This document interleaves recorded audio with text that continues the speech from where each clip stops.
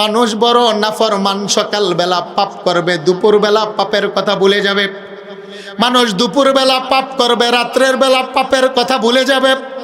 মানুষ দরজা বন্ধ করে পাপ করবে, সকাল বেলা ঘুম থেকে উঠে তার পাপের কথা ভুলে যাবে। নিমুখারা আপনার নিয়ামত খাবে কিন্তু আপনার গুণকীর্তন করবে না। আপনি আজান দিয়ে দৈনিক 5 বার মুয়াজ্জিনের কণ্ঠে ডাকবেন, কিন্তু মসজিদের পাশ দিয়ে যাবে, মসজিদে ঢুকবে না। আছে না নাই? কথা বলেন, আছে না নাই?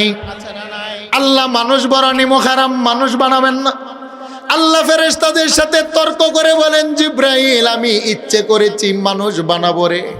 তোমাদের ফেরেশতাদের সেজদায় আমার তৃপ্তি মিটে না, জিন জাতির সেজদায় আমি আল্লাহ তৃপ্তি পাই না, তারা ঝগড়া করে। তাই সিদ্ধান্ত নিলাম, ওলু ইন্নী আ'লামু মা লা তা'লামুন, আমি আল্লাহ সিদ্ধান্ত নিলাম আমি মানুষ বানাবো, আমি যেটা জানি ফেরেশতা তোমরা সেটা জানো না। কথাটা কে বললেন? আরেকটু জোরে বলেন, কে বললেন? হাদিসে কুদসি তিরমিজি শরীফ জিলদে সানি আমার নবী বলেন, এবার আমার আল্লাহ ফেরেশতাদেরকে ডেকে বলেন, মিকাইল জমিন থেকে মাটি এনে দাও, আমি আল্লাহ মাটি দ্বারা মানুষ বানাবো। সুবহানাল্লাহ বলেন। মিকাইল বলে, আল্লাহ আমি মাটি নিতে পারি না, অপারগ। আল্লাহ বলেন, জিব্রাইল তুমি মাটি এনে দাও। জিব্রাইল বলে, আল্লাহ আমি মাটি উঠাতে পারি না, মাটি কান্না করে, অপারগ। আল্লাহ বলেন, ইসরাফিল তুমি মাটি এনে দাও। ইসরাফিল বলে, আমি মাটি আনতে পারি না, আল্লাহ অপারগ। আল্লাহ বলেন, আজরাইল তোমার পক্ষে সম্ভব। আজরাইল সমগ্র পৃথিবীর মধ্যে একটা থাবা দিলেন। টাইটেল জামাতের মধ্যে পড়ানো হয়, কিতাবের নাম হলো তিরমিজি। আমার নবী বলেন, আজরাইল সমগ্র পৃথিবী থেকে এক মুষ্টি মাটি নিলেন। এক মুষ্টি মাটির ভিতরে আবিয়াত, আসওয়াদ, আহমার, সাদা মাটি, কালো মাটি, লাল মাটি, নরম বর্ণের মাটি, শক্ত বর্ণের মাটি, 5 বর্ণের মাটি নিয়ে বলে, আল্লাহ মাটি এনে দিলাম। এবার আমার আল্লাহ আদমকে কেমন করে বানালে আল্লাহর কাছে সুন্দর লাগবে, আমার আল্লাহ নিজ হাতে আদমকে বানাতে আরম্ভ করলেন। সুবহানাল্লাহ। খান লাম্মা খালাকাল্লাহু আদম আলা সূরাতিহি ওয়া তুলুহু 60 জিরা, আদমের সিনাটাকে আমার আল্লাহ 7 হাত প্রশস্ত বানাইলেন। আদমের দেহটাকে আমার আল্লাহ 120 হাত লম্বা বানাইলেন। ইন্নাস সামআ ওয়াল বাসারা ওয়াল ফুয়াদ, আল্লাহ বলেন আমি নিজ হাতে আদমের 2টা কান বানিয়ে শোনার ক্ষমতা দিলাম। আমি নিজ হাতে আদমের 2টা চক্ষু বানিয়ে দেখার ক্ষমতা দিলাম। মানুষের একটা অন্তর বানিয়ে চিন্তা গবেষণার ক্ষমতা দিলাম। মানুষের দেহের ভিতরে 5 ইন্দ্রিয় ঢুকাইলাম, কর্ণ, চক্ষু, নাসিকা, ত্বক, জবান। আল্লাহ বলেন, চোখ দিলাম দেখার জন্যে, কান দিলাম শোনার জন্যে, নাকের ছিদ্র দিলাম ঘ্রাণ নেওয়ার জন্যে, 2 ঠোঁটের মাঝখানে জবান দিলাম কথা বলার জন্যে, স্বাদ গ্রহণের জন্যে। মানুষের দেহের ভিতরে চামড়া দিলাম বাতাসটা লাগলে ঠান্ডা না গরম বুঝার জন্যে। কে দিলেন? আরেকটু জোরে বলেন, কে দিলেন? আল্লাহ বলেন, এইভাবে বানাইলাম আদমকে। এবার আমার আল্লাহ বাবা আদমের কপালটাকে নিজ হাতে বানাইতে আরম্ভ করলেন। জিব্রাইল বলে, মালিক আমাকে বানাইলেন, নিজের হাত দিয়ে বানান নাই। আদমকে বানাতে কেন নিজের হাত দিয়ে কপাল বানাও? আল্লাহ বলেন, জিব্রাইল এই মাটির আদমের কপাল দিয়ে আমি 5 বার সেজদা নেব। সুবহানাল্লাহ বলেন। সেই জন্য এই কপাল জিব্রাইল তোমার মতো জবান দিয়ে বানাইলে চলবে না। মাটির বান্দার কপাল দিয়ে আমি সেজদা নিব, সেই জন্য কোন নামক শব্দ দ্বারা বানাইলে চলে না। এই মাটির বান্দার কপাল দিয়ে আমি আল্লাহ আমার কদমের ভিতরে দৈনিক 5 বার সেজদা নিব, সেই জন্য জিন্নাতের হাত দিয়ে বানাইলে চলে না। তাই আমি মালিক না, আমি সেজদা নিব বলে নিজ হাতে আদমের কপাল বানাইলাম। জিব্রাইল বলে, আল্লাহ জানতে মনে চায় আমার কপাল আর মাটির মানুষের কপালের মধ্যে কোনো পার্থক্য আছে কিনা। আল্লাহ বলেন, শোনো রে জিব্রাইল, তোমাকে বানানোর পরে 30,000 বছর আমার কদমে সেজদায় পড়েছিলে, তোমার কোনো গুনাহ নাই, তোমার কোনো অপরাধ নাই। কাআন্নাকা কদ খুলিকতা কামা তাশাউ। আল্লাহু আকবার বলেন। কেমন নবী, জামালে হুসনে ইউসুফ पर फकद आशिक जुलेखा थी, जमाले हुस्ने यूसुफ पर फकद आशिक जुलेखा थी, तुम्हारे रूय रोशन पर फिदा सारा जहानी। सुबहानाल्लाह बोलবেন না?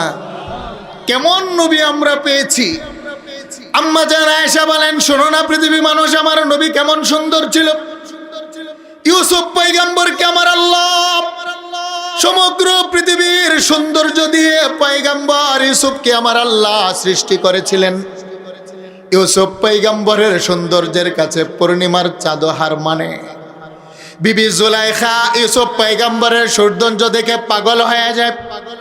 বিবি জুলাইখার বান্ধবীরা বলল, জুলাইখা, একটা গোলামের প্রতি তুমি কেন আসক্ত হলে? জুলাইখা বলে, বান্ধবীরা শোনো না, এমন সুন্দর মহাপুরুষ পৃথিবীতে দুই নয়নে কোনোদিন দেখি না। আরে তোমরাও যদি ইউসুফ পয়গম্বরের সৌন্দর্য দেখতে পাও অস্থির হয়ে যাবে। বিবি জুলাইখা বলে, শোনো, কেন আমি ইউসুফের উপর আসক্ত হলাম? তোমাদেরকে দাওয়াত করলাম আমার বাড়িতে আসবে। বিবি জুলাইখা বান্ধবীদেরকে ইনভাইট করে হাতের মধ্যে কমলা লেবু আর একটা চাকু দিয়ে বসিয়ে দিলেন, আর বললেন, ইউসুফ যখন সামনে দিয়ে যাবে তোমরা প্রত্যেকে কমলা লেবুটা কেটে আমাকে দেখাবে। ইউসুফ পয়গম্বর কামরা থেকে বের হলেন। বিবি জুলাইখার বান্ধবীরা ইউসুফ পয়গম্বরের চেহারার দিকে তাকিয়ে কমলা লেবু যখন কাটতে আরম্ভ করলেন, আল্লাহর কোরআন বলে জুলাইখার বান্ধবীরা কমলা কাটে নাই, কেহ আঙুলের আঙুল কাটে, কেহ হাতের কবজি পর্যন্ত কেটে ফেলে। আল্লাহু আকবার বলেন। আম্মা জান আয়েশা বলেন, শুনো জগতের মানুষ, তোমাদের নবী আমার স্বামী মুহাম্মদুর রাসূলুল্লাহ কেমন সুন্দর ছিল জানোনি? ইউসুফ পয়গম্বরের সৌন্দর্য হলো আকাশের সূর্যের মতো, বেশিক্ষণ তাকিয়ে থাকা যায় না, সূর্যের দিকে তাকালে চোখের ভিতরে পানি আসে। আর মুহাম্মদুর রাসূলুল্লাহর সৌন্দর্য হলো আকাশের পূর্ণিমার চাঁদের মতো, সারাটা রাত তুমি তাকিয়ে থাকবে তারপরও চোখের ভিতরে এক ফোঁটা পানি আসে না। আল্লাহু আকবার বলেন। ইউসুফ পয়গম্বরের সৌন্দর্য দেখে জুলাইখার বান্ধবীরা শুধু হাতের আঙুল কাটে। আল্লাহর কসম করে বলি, আমার নবী মুহাম্মদুর রাসূলুল্লাহর সৌন্দর্য যদি তারা দেখতো রে, হাতের আঙ্গুল নয়, তারা কলিজাটা বের করে চাকু দিয়ে টুকরা টুকরা করে ফেলতো। আরেকটা জোরে আল্লাহু আকবার বলবেন না? জামালে হুসনে ইউসুফ पर फकद आशिक जुलेखा थी, तुम्हारे रोय रोशन पर फिदा सारा जहानी। সেই জন্যই তো নবীর সৌন্দর্যের উপর পাগল হইয়া মক্কার কাফেরের আগে ধর্ম ছেড়েছে। মক্কার কাফেরেরা মুহাম্মদুর রাসূলুল্লাহর সুন্দর চেহারা দেখে মা ছেড়েছে, বাবা ছেড়েছে, ধর্ম ছেড়েছে, মক্কা ছেড়ে নবীর সাথে সাথে মদিনা গিয়েছে। বলেন ঠিক না বেঠি? সেই নবী হলো আমাদের নবী, শেষ নবী। জুড়ে বলেন মুহাম্মাদুর রাসূলুল্লাহ সাল্লাল্লাহু আলাইহি ওয়াসাল্লাম। আল্লাহু আকবার। সেই নবী পেয়ে আমরা খুশি না বেজার? আরেকটু জুড়ে বলেন খুশি না বেজার? আল্লাহর নবী সাহাবী বলেন, শোনো না কেমন আমার নবী সুন্দর ছিল। ওয়া আহসানু মিনকা লাম তারা কাত্তু আইনি ওয়া আজমালু মিনকা লাম তালিদিন নিসাউ, خلقت مبرأ من كل عيب كأنك قد خلقت كما تشاء। শোনো রে, নবীর সাহাবী সাবেত বলেন, আমার নবীর মতো এমন সুন্দর একটা সন্তান পৃথিবীর মা দ্বিতীয়টা জন্ম দিতে পারবে না। মা আমেনা এমন সুন্দর একটা বাচ্চা জন্ম দিয়েছে, যেই বাচ্চার মধ্যে কোনো স্পট নাই। এমন সুন্দর একটা নয়নের দুলাল আমেনা জন্ম দিল রে। এমন কত পবিত্র একটা সন্তান মা আমেনা জন্ম দিয়েছে মক্কা নগরীতে। আল্লাহর কসম করে বলি, কিয়ামত পর্যন্ত মুহাম্মদুর রাসূলুল্লাহর মতো এমন সুন্দর বাচ্চা পৃথিবীর মা আরেকটা জন্ম দিতে পারবে না। আরেকটু জোরে বলেন আল্লাহু আকবার। সেই জন্যই তো নবীর আরেক সাহাবী বলেন, শুনো আমার নবী কেমন সুন্দর ছিল। আকাশের মধ্যে পূর্ণিমার চাঁদ, আমার নবীজি দেহের ভিতরে একটা ইয়ামিনী চাদর দিয়ে লালদুরা চাদর ঘর থেকে বের হলেন। আমরা সাহাবায়ে কেরাম মসজিদে নববীর আশেপাশে ছিলাম। নবীজি যখন কামরা থেকে বের হলেন, নবীজির চেহারা আনোয়ারের প্রতীক। আকাশের পূর্ণিমার চাঁদের কিরণ পরে আমরা একবার নবীর চেহারার দিকে তাকাই, আর একবার আকাশের পূর্ণিমার দিকে তাকাই। আজকের রাত্রে কাকে বড় সুন্দর দেখা যায়? সুবহানাল্লাহ বলেন। আকাশের মধ্যে পূর্ণিমার চাঁদ, আর জমিনের ভিতরে দু জাহানের সরদার মুহাম্মদুর রাসূলুল্লাহ কামরা থেকে বের হলেন, আমরা জাস্টিফাই করতে লাগলাম আজকের রাত্রে কাকে বড় সুন্দর দেখা যায়। আল্লাহর নবী সাহাবী বলেন, ফি লাইলাতি ইদহিয়ানিন ফাজআলতু আনজুরু ইলা রাসূলিল্লাহি সাল্লাল্লাহু আলাইহি ওয়াসাল্লাম ওয়া ইলাল কামারি ওয়া আলাইহি হুল্লাতুন হামরা ফাইদা হুয়া আহসানু ইনদি মিনাল কামার। আল্লাহর কসম করে বলি, আকাশের 14 তারিখের পূর্ণিমার চাঁদের গায়ের ভিতরে কালো কালো দাগ আর স্পট দেখা যায়, কিন্তু মুহাম্মাদুর রাসূলুল্লাহ সাল্লাল্লাহু আলাইহি ওয়াসাল্লামের চেহারাটা এত সুন্দর আল্লাহ বানিয়েছেন যে এই চেহারার ভিতরে কোনো কালো দাগ আর স্পট ছিল না। আমার মন সাক্ষ্য দিল আকাশের পূর্ণিমার চাঁদের চাইতো মুহাম্মাদুর রাসূলুল্লাহর নুরানি চেহারা কোটি কোটি গুণ সুন্দর।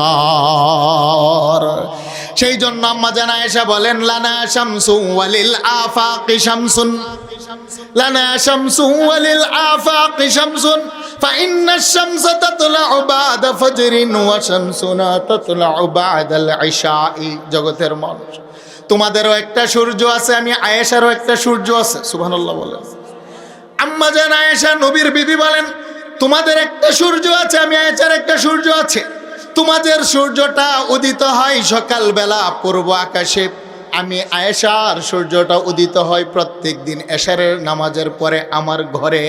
আমার সূর্যটার নাম হলো মুহাম্মাদুর রাসূলুল্লাহ সাল্লাল্লাহু আলাইহি ওয়াসাল্লাম। আল্লাহু আকবার বলেন। বলেন, সেই নবীর নবুয়তার রিসালাত নিয়ে পাকিস্তানের মুর্জা গুলাম মোহাম্মদ কাদিয়ানি যদি টানা চেষ্টা করে, মুর্জা গুলাম মোহাম্মদ কাদিয়ানির অনুসারীরা তারা যদি আমার রাসূলকে শেষ নবী না মানে, তারা ইমানদার না বেঈমান? জুড়ে বলেন, তারা কে ইমানদার না কাফের? সেই জন্য কেয়ারটেকার সরকার ইউনূসের কাছে আমরা আজকে দাবি জানাই, অবশ্যই হিন্দু সম্প্রদায় বাংলাদেশে আছে, থাকবে, তাদের পরিচয় হলো তারা হিন্দু, ঠিক না বেটে? খ্রিস্টান বাংলাদেশে আছে, থাকবে, বাংলাদেশের নাগরিক, তাদের পরিচয় হলো তারা খ্রিস্টান। বৌদ্ধ বাংলাদেশে আছে, থাকবে, তাদের পরিচয় পাসপোর্টে নামে তাদের পরিচয় হলো তারা বুদ্ধিস্ট, তারা হলো বৌদ্ধ।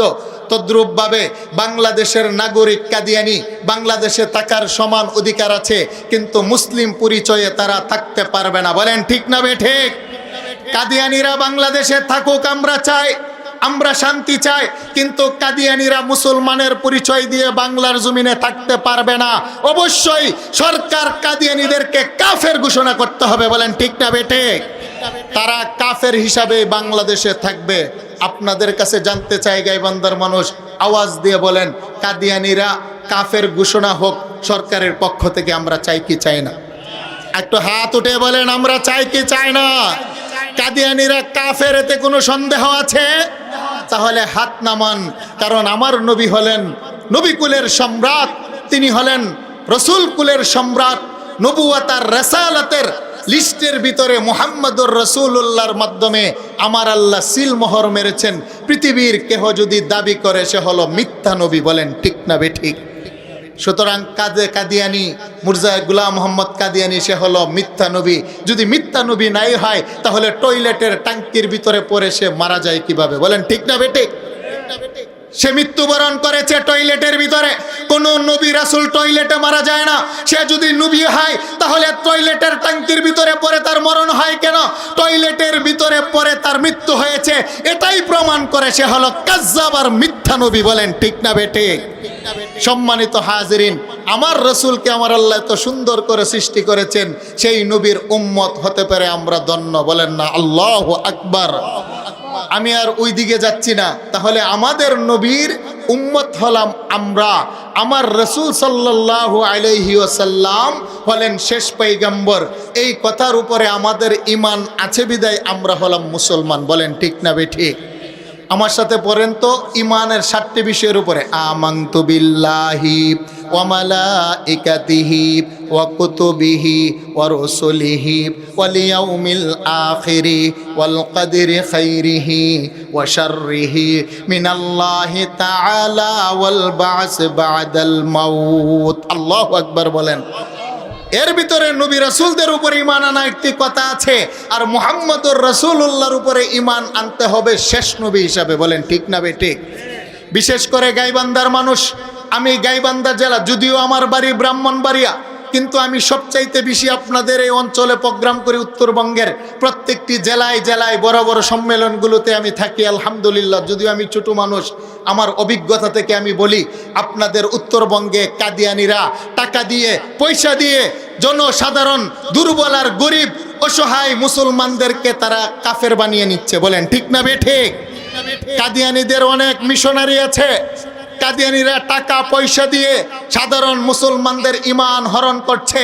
সেই জন্য সাবধান থাকতে হবে। কাদিয়ানিদের ফাঁদে পা দেওয়া যাবে?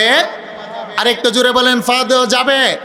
খ্রিস্টান মিশনারিরা মুসলমানদেরকে খ্রিস্টান বানাচ্ছে উত্তরবঙ্গে। কাদিয়ানিরা উত্তরবঙ্গের মুসলমানদেরকে কাদিয়ানি বানাচ্ছে। আরো বিভিন্ন এনজিও সংস্থা আছে যারা দুর্বল, অসহায়, অশিক্ষিত মানুষগুলোকে তারা ফাঁদে পেলে তাদেরকে দিনকে দিন ইসলাম ধর্ম থেকে ধর্মান্তরিত করছে। সেই জন্য সাবধান থাকতে হবে। জগতের উলামায়ে কেরাম, হক্কানি রব্বানি আলেমের সাথে সম্পৃক্ত থাকতে হবে। আল্লাহ পাক আমাদেরকে তৌফিক দান করে। সকলে বলেন আমিন। বলেন আমরা কার গোলাম? আরেকটু জুড়ে বলেন, কার গোলাম? আমরা মানুষ। পৃথিবীতে এক সময় আমরা ছিলাম না, আমরা ছিলাম রুহের জগতে। বলেন কোথায় ছিলাম? আরেকটু জুড়ে বলেন, কোথায় ছিলাম? রুহের জগৎ। সেখানে আল্লাহ পাক আমাদেরকে রাখেননি, আমাদেরকে পাঠাইলেন মায়ের পেটে। মায়ের পেটে 10 মাস কিংবা 9 মাস ছিলাম আল্লাহ, সেখানেও রাখেননি।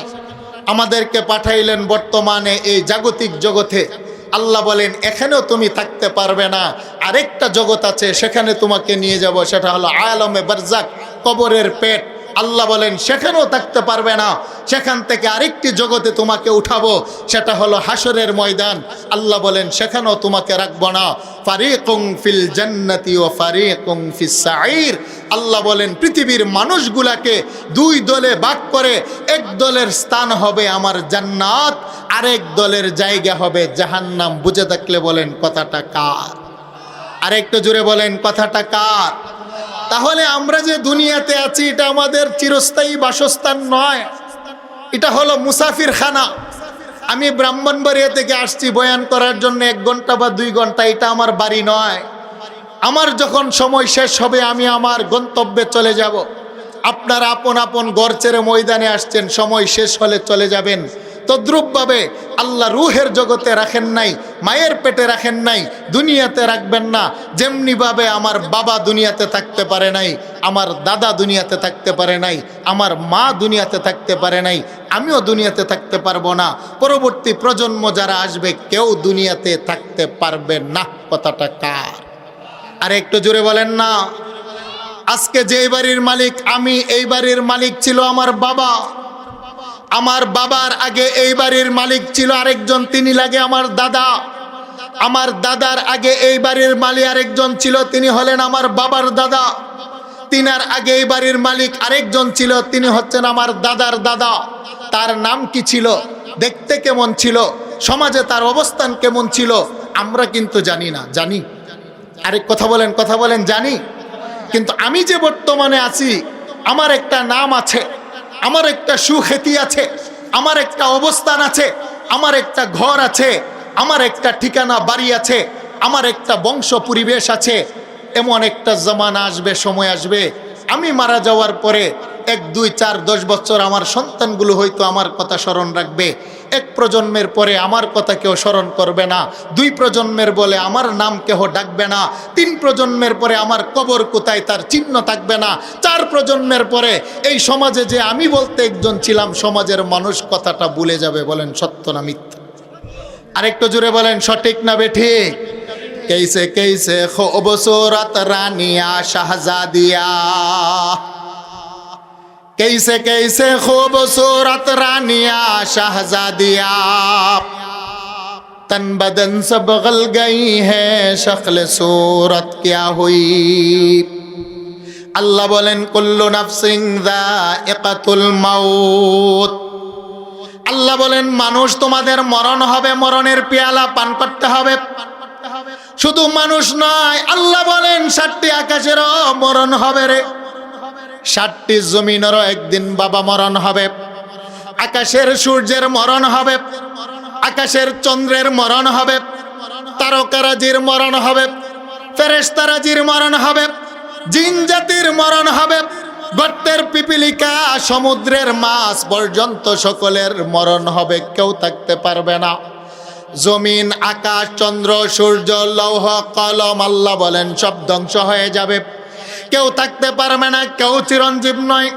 যার কোনো মরণ নাই, লয় নাই, ক্ষয় নাই, যার কোনো মরণ নাই, তিনি জুড়ে বলেন কে? আর একটু জুড়ে বলেন তিনি কে? হাইয়ুন লা ইয়ামুত, আমার আল্লাহর কোনো মরণ নাই। হুয়া আউয়ালু হুয়া আখিরু হুয়া যাহিরু হুয়া বাতিন, কুল্লু মান আলাইহা ফান ওয়া ইয়াবকা ওয়াজহু রাব্বিকা যুল জালালি ওয়াল ইকরাম। আল্লাহ বলেন আমার কোনো ধ্বংস নাই, আমার কোনো ক্ষয় নেই, আমার কোনো লয় নাই। আমি আল্লাহ ছাড়া গোটা জগৎটার একদিন ধ্বংস হয়ে যাবে রে। মা মারা যাবে, বাবা মারা যাবে, সন্তান মারা যাবে, গোটা জগৎটা ধ্বংস হয়ে যাবে। আল্লাহ বলেন একমাত্র ধ্বংস হব না আমি আল্লাহ। আল্লাহু আকবার বলেন। আল্লাহ বলেন মানুষ শোনো, তুমি ছিলে রুহের জগতে, আমি আল্লাহ তোমাকে রাখি নাই। তুমি আসলে মায়ের পেটে, সেখানেও আমি আল্লাহ তোমাকে রাখি নাই। তোমাকে পাঠাইলাম জমিনে, সেখানেও তোমাকে রাখবো না। রাখবো তোমাকে কবরে, কবরের ভিতরও তোমাকে রাখবো না। উঠাবো হাসরের ময়দানে, তোমার জীবনের গোটা হিসাব চুকানোর জন্য আমি আল্লাহ তোমাকে কাঠগড়ায় দাঁড় করাবো। আমি আল্লাহ হব বাদশার বাদশাহ, গোটা জগতের রাজা মহারাজা, ধনী গরিব, সুন্দর কালো, শিক্ষিত অশিক্ষিত, আল্লাহ বলেন সকলকে আমার সামনে দাঁড় করাইয়া 50,000 বছর সময় নিয়ে প্রত্যেকটা মানুষের কাছে জাররা জাররা পরিমাণ আমি আল্লাহ হিসাব নেব। আল্লাহু আকবার বলেন। বলেন কথাটা কার? সেই জন্য গাইবান্ধার মানুষ গভীর মনোযোগ। আমার মা এবং বাবা, ফখর করা যাবে না, অহংকার করা যাবে না, অহমিকা করা যাবে না, মানুষের উপর জুলুম করা যাবে না, মানুষের উপর অত্যাচার করা যাবে না। কিসের এত অহংকার? টাকার অহংকার না, না বাবা, এ টাকা পয়সার অহংকার চলে না। সুন্দরের অহংকার, সুন্দরের অহংকার চলে না। ক্ষমতার বড়াইয়ের অহংকার না, চলে না। হে বাবা, আজকে আপনার দেহের ভিতরে যৌবন আছে, যৌবনের ক্ষমতা, অহংকার, বাহাদুরি বেশি দিন থাকে না। আমার বাবা, আপনার বাবা, আমার দাদা, আপনার দাদা, তারাও যুবক ছিল, যৌবন ছিল, আমাদের চাইতেও বড় শক্তিশালী ছিল। রাস্তা দিয়ে হাঁটলে মানুষগুলো থরথর করে কাঁপতেন। রাস্তা দিয়ে যখন হেঁটে যেতেন সমাজের মানুষগুলো আতঙ্কিত হতো, এমন মানুষও ছিল। কিন্তু আজকে দেখেন না, বার্ধক্য আসার কারণে লাঠি ছাড়া এখন আর চলতে পারে না, চশমা ছাড়া চোখে দেখে না, তার হাতের ভিতরে এখন মগজা শুকিয়ে যায়, হাত দিয়ে একটা বহন ওজন করতে পারে না। হাঁটতে গেলে বাবা সোজা রাস্তায় চলতে পারে না, বাঁকা হয়ে যায়। নিজের বাচ্চার নাতিগুলো সামনে আসলে চোখ দিয়া দেখে না, হাত দিয়া দেখে অনুভব করে। কান দিয়ে আগের মতো শুনে না, কেন যেন একটু হালকা হালকা শোনা যায়। লোহার চাইতো শক্ত দাঁতগুলা এখন নড়বড় করে একটা একটা খসে পড়ে যায়। कैसे कैसे खूबसूरत रानिया शहजादिया तन बदन सब गल गई है शक्ल सूरत क्या हुई। হে আমার গাইবান্ধার যুবতী বোন, আমার যুবক বন্ধু, শুনো না, আমি ব্রাহ্মণবাড়িয়া থেকে আসছি তোমাকে দুইটা কথা শোনার জন্য। শুনো বন্ধু, তুমি যাও রাজা মহারাজাদের কবরের পাশে। আরে তুমি কয় টাকার বা মালিক হইলা? তোমার বাবা দাদা কয় বিঘা সম্পত্তির বা মালিক? আমি বা কয় টাকার মালিক? পৃথিবীর রাজা মহারাজা যারা কোটি কোটি স্বর্ণ মুদ্রার মালিক ছিল, তাদের বালাখানা রাজপ্রাসাদের কোনো অভাব ছিল না। হাজার হাজার বাদী ছিল, গোলাম ছিল, হাতি ছিল, ঘোড়া ছিল। সকালবেলা স্বর্ণের চামচ দিয়ে তারা পনির খেতেন, গোলাপ জলের পানি দিয়ে তারা গোসল করতেন, রেশমি কাপড় পরিধান করতেন। রাস্তা দিয়ে চলার সময় হাজার হাজার বাদী ঘোড়া তাদেরকে বাবা রাস্তা পাহারা। আজকে তাদের কবরের পাশে গিয়ে দেখেন না, কবরের কোনো অস্তিত্ব নাই। আজকে তাদের কবরের কাছে গিয়ে দেখেন, কবরের মাটি তাদের কাফনের কাপড় ছাড়ে নাই। কবরের মাটি তাদের কাফনের কাপড় খেয়ে ফেলেছে। কবরের মাটি তাদের দেহের চামড়া খেয়ে ফেলেছে। কবরের মাটি তাদের লোহার চাইতো শক্ত হাড্ডিটা খেয়ে ফেলেছে। ঠিক না বেঠিক? हकीकत चुप नहीं सकती बनावट की वसूलों से, कभी खुशबू आ नहीं सकती कागजों की फूलों से। কাগজের ফুল দেখতে বড় সুন্দর, কিন্তু তার ভিতরে কোনো গ্রাণ নাই, বাস্তবতা নাই।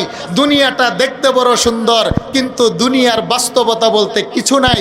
দুনিয়া শুধু ভালোবাসা নিতে জানে, দুনিয়া কাউকে ভালোবাসা দেয় না। বলেন ঠিক না বে ঠিক? আরেকটু আওয়াজ দিয়ে বলেন ঠিক না বে ঠিক? কাগজের ফুল বর্তমানে দেখবেন স্টেজের ভিতরে কাগজের ফুল দিয়ে স্টেজ সাজায়, সাজায় কি সাজায় না? বাসর ঘর বর্তমানে কাগজের ফুল দিয়ে সাজায়, দেখতে বড় সুন্দর, কিন্তু গ্রাণ আছে? কথা বলেন না আপনারা? কথা না বললে কিভাবে বলবো? গ্রাণ আছে? কাগজের ফুল দেখতে সুন্দর, কিন্তু গ্রাণ নাই। দুনিয়ার চাকচিক্য দেখতে বড় সুন্দর, বাস্তবতা বলতে কিছুই নাই। কারণ দুনিয়া শুধু ভালোবাসা নিতে জানে, কিন্তু দুনিয়া কাউকে ভালোবাসা দেয় না। দুনিয়াকে ভালোবেসে আমার বাবা বাড়ি বানিয়েছে, কিন্তু দুনিয়া তো ভালোবেসে আমার বাবাকে রাখতে পারে না। দুনিয়াকে ভালোবেসে আমার মা তিলে তিলে তার সংসার জড়িয়েছে, কিন্তু দুনিয়া তো ভালোবেসে আমার মাকে জায়গা দেয় নাই। দুনিয়ার রাজা মহারাজা দুনিয়াকে ভালোবেসে বড় বড় প্রাসাদ অট্টালিকা বানিয়েছে, কিন্তু দুনিয়া ভালোবেসে কোনো রাজা মহারাজাকে পৃথিবীতে রাখে নাই। দুনিয়া হলো গাদ্দার, দুনিয়া কারোর সাথে প্রেম আর ভালোবাসা করে না। আপনি যত দুনিয়াকে দিবেন দুনিয়া তত নিবে, কিন্তু দুনিয়া আপনাকে ভালোবেসে রাখবে না, বরঞ্চ ভালোই তো বাসে না। দুনিয়ার মাটি মানুষকে আরো ডেকে ডেকে বলো, শুনো, যতই আমার উপরে তুমি বালাখানা বানাও না কেন, আমার একটা কথা কান পেতে শুনো, আনা বাইতুত তুরাব, আখের আমি কিন্তু মাটির ঘর। আল্লাহু আকবার বলেন। কবর বলে, শুনো, দুনিয়াতে যত বড় প্রাসাদ আর বালাখানাই বানাও না কেন, আমি ভালোবাসা কাউকে দেখাই না। তোমার বাবাও বালাখানা বানিয়েছে, তোমার বাবার সাথে আমার ভালোবাসা দেখাই নাই। তোমার মা তোমার সংসার গুছিয়েছে, তিলে তিলে স্বামীর সংসারটা গড়ে তুলেছে, তোমার মার সাথে আমি ভালোবাসা দেখাতে পারি নাই। পৃথিবীর রাজা মহারাজা আমি চিনি না, কাউকে ভালোবেসে আমি রাখি না। আমি কবরের একটা বক্তব্য আছে, শোনো, আনা বাইতুত তুরাব, আমার ডানের দেয়ালটাও মাটি, আমার বামের দেয়ালটাও মাটি, আমার সামনের দেয়ালও মাটি, আমার পিছনের দেয়ালও মাটি, আমার বিছানাও মাটি, আমার উপরের সাদরাও মাটি। আনা বাইতুল ওয়াহদাতি, আমি হলাম চরম নির্জনতার ঘর। আমার ভিতরে পৃথিবীর কোনো মা আসে না, বাবা আসে না, স্ত্রী আসে না, স্বামী আসে না, বন্ধু আসে না, বান্ধব আসে না, তোমার তিলে তিলে জুগানো টাকা পয়সা ব্যাংক ব্যালেন্স কেউ আসে না। আনা বাইতুদ দুধ, তবে আমার ভিতরে কিছু জিনিস আছে, পোকামাকড় তোমার লাশটাকে ধীরে ধীরে তোমার চোখ খাবে। আমি কবরের পোকা তোমার নাভি খাবে, আমি কবরের পোকা তোমার কলিজা লিভার খাবে, আমি কবরের পোকা তোমার রেজাই রেজাই তোমার চামড়া খাবে, আমি কবরের কিছু পোকা তোমার গুস্তের চাইতে শক্ত, তোমার লোহার চাইতে শক্ত তোমার হাড্ডি খাবে, তোমার হাড্ডির ভিতরে মগজা, সেটাও আমি কবরের ভিতরের পোকা খাবারে গ্রহণ করবে। তোমার কবরের অস্তিত্ব থাকবে না, দেহের অস্তিত্ব থাকবে না। কথাটা কার? জোরে বলেন, আরেকটু জোরে বলেন আল্লাহু আকবার। সেই জন্য আল্লাহ বলেন, গুলাম কুল্লু নাফসিন যায়িকাতুল মাউত, মরণ হবে, মরণ হবে, মরণ, তুমি বাঁচতে পারবে না। আমি আল্লাহ দুনিয়াতে তোমাকে মায়া দয়া করে দুনিয়াতে পাঠাইলাম। শুনো, নির্দিষ্ট একটা হায়াত দিয়ে তোমাকে দুনিয়াতে পাঠাইলাম। হায়াত শেষ হওয়ার পরে তুমি আমার কাছে চলে আসবে। আরে দুনিয়ার মধ্যে কাউকে রাখি না, কাউকে রাখবো না। তবে শোনো রে গোলাম, আমার বাড়িতে কবরে আসার সময় যদি তুমি সেজদার মাধ্যমে আমাকে আপন বানাতে পারো, সুবহানাল্লাহ বলেন, দুনিয়াতে থাকাকালীন তুমি যদি সেজদা দিয়ে দিয়ে আমাকে আপন বানাতে পারো, দুনিয়াতে থাকার সময় তুমি যদি আমার গোলামি করে করে আমাকে তুমি প্রিয় বন্ধু বানাতে পারো, তোর কোনো ভয় নাই, ক্ষয় নাই, লয় নাই, তোর কোনো টেনশন নাই রে গোলাম। যেদিন আপনজনেরা বড়ই পাতার গরম জল দিয়ে জীবনের শেষ গোসল করে নাকে মুখে তুলা ঢুকিয়ে মানুষটাকে 3 টুকরা কাফনের কাপড় দিয়ে পেঁচিয়ে কবরের মধ্যে মাটি চাপা দিয়ে চলে আসে, কবরও ডেকে ডেকে বলে, শোনো গোলাম, আমি অপেক্ষা করি আমার আল্লাহ তোমার ব্যাপারে কি বলে। যদি জমিনের মধ্যে থাকা অবস্থায় তুমি নামাজি হও, যদি জমিনের মধ্যে থাকা অবস্থায় তুমি রোজাওয়ালা হও, যদি জমিনের মধ্যে থাকা অবস্থায় তুমি পর্দাওয়ালা হও, হে আমার মা, গভীর মনোযোগ, যারা জীবত অবস্থায় আল্লাহর বিধান পর্দা মানে, যেই সমস্ত নারীরা স্বামীর সেবা করে, যেই সমস্ত নারীরা শ্বশুর শাশুড়ির খেদমত করে, যেই সমস্ত নারীরা পর্দার ভিতরে চলার চেষ্টা করে, বাজারে গেলেও পর্দা পরে যায়, ব্যাংক ব্যালেন্সে গেলে তারা পর্দা করে যায়, তারা যদি ডক্টরের কাছে যায় তখনও তাদের চেহারা ঢেকে পর্দা করে যায়, স্বামীর অগোচরে পরপুরুষের সাথে পরকিয়া করে না, একজন যুবতী নারী পরপুরুষের সাথে জানা ব্যভিচার অবৈধ প্রেম ভালোবাসা করে না। তো নারীত্ব মাতৃত্বকে যেই নারী হেফাজত করে, কারণ নারী হলো পৃথিবীর সবচাইতে দামি সম্পদ। সুবহানাল্লাহ বলেন। তাই যে সমস্ত নারীরা পর্দা মানে, নামাজ মানে, শ্বশুর শাশুড়ি মানে, তার শিষ্টাচার মানে, কবর বলে মারে তুই টেনশন করবি না, যদিও জগতের আপনজন কেউ তোমার সাথে কবরে আসে নাই, তবে অপেক্ষা করি আমার মালিক তোমার ব্যাপারে কি বলে। আল্লাহ যদি বলে কবর রে এই বান্দিটা হলো আমি আল্লাহর পেয়ারা বান্দি, দুনিয়াতে আমার বিধান পর্দা মেনেছিল, দুনিয়াতে আমার বিধান 5 ওয়াক্ত নামাজ পড়েছিল, দুনিয়াতে আমার বিধান জেনা ব্যভিচার করে নাই, দুনিয়াতে আমার বিধান কোনো অপকর্মে লিপ্ত হয় নাই। আল্লাহ যদি এইভাবে ঘোষণাটা দেয়, কবর বলে শোনো না, তোমার চোখের দৃষ্টি যতটুক যায় আমি কবরটাও তোমার জন্য ততটুক প্রশস্ত হয়ে যায়। আরেকটু জোরে বলেন আল্লাহু আকবার। সেই জন্য সম্মানিত হাজিরিন, আল্লাহ বলেন গোলাম তোমার মরণ হবে, মরণ হবে, মরণ হবে, মরণ থেকে বাঁচতে পারবে না, তবে দুনিয়াতে পাঠিয়ে তোমাকে স্বাধীনতা আর ক্ষমতা দিলাম। দুনিয়াতে থাকাকালীন ইচ্ছে করলে তুমি ইবাদত বন্দেগী করতে পারো, আবার ইচ্ছে করলে নাফরমানি করতে পারো, ক্ষমতা দিলাম, স্বাধীনতা দিলাম। দুনিয়াতে হিসাব নেব না, হিসাব নেব একদিন, যেই দিন আমি আল্লাহ হব বিচারক। আল্লাহু আকবার বলেন। বলেন একদিন হাসরের ময়দানে বিচারক হবেন একজন, তিনি কে? আরেকটু জোরে বলেন তিনি কে?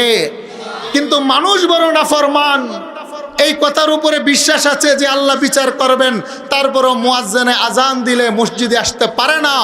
মানুষ পর্দার কথা বললে পর্দা মানে না, আম্মা আব্বার সাথে বিয়াদবি করলে গুনাহ হয়, তারপরও মা বাবার নাফরমানি করে। এইগুলো আল্লাহর বিধানের সাথে হলো দৃষ্টত দেখানো। বলেন ঠিক না বেঠিক? আল্লাহ এই কথাটা বলেন মালিক ইয়াউমিদ্দিন, হেরে বান্দা শোনো, আমি আল্লাহ হলাম বিচার দিবসের মালিক, আমি আল্লাহ বাচ্চার বাচ্চা। একদিন আমার সামনে তোমাকে দাঁড়াতে হবে গোলাম, তুমি বাঁচতে পারবে না। ফামান ইয়ামাল মিসকালা যাররাতিন খায়রান ইয়ারা ওয়া মান ইয়ামাল মিসকালা যাররাতিন শাররান ইয়ারা। তুমি যদি চোখের পলক পরিমাণ পাপ করো সেটার হিসাব আমাকে দিতে হবে, আবার যদি চোখের পলক পরিমাণ নেকের কাজ করো সেটার হিসাবও আমি আল্লাহ বুঝিয়ে দিব। কথাটা কার? আরেকটু জোরে বলেন কথাটা কার? আল্লাহ বলেন গোলাম সেই জন্য আমি আল্লাহ আদালত কায়েম করব। তবে শোনো, তোমাকে দুনিয়াতে বড় মায়া মোহাব্বত করে আমি আল্লাহ পাঠিয়েছিলাম। আমি তো ভেবেছিলাম দুনিয়াতে গিয়ে জবান পেয়ে তুমি আমাকে ডাক দিবে রে গোলাম, তারপরও নাফরমান তোমার ডাকার সময় হয় নাই। আমি তো তোমাকে কপাল দিয়ে দুনিয়াতে পাঠিয়েছিলাম তোমার কপালের একটা সেজদা নেওয়ার জন্যে, কিন্তু দুনিয়াতে গিয়ে নাফরমানি করেছো, তোমার সময় হয় না।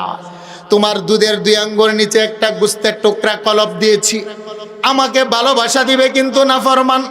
মাকে ভালোবাসা দিয়ে, বাবাকে ভালোবাসা দিয়েছ, পৃথিবীর নেতা নেত্রী সকলের ভালোবাসা অন্তরে জায়গা করে দিয়েছ, কিন্তু গোলাম রে আমি আরশের মালিক রে তোর কলবে ভালোবাসা দেওয়ার জায়গা হয় না।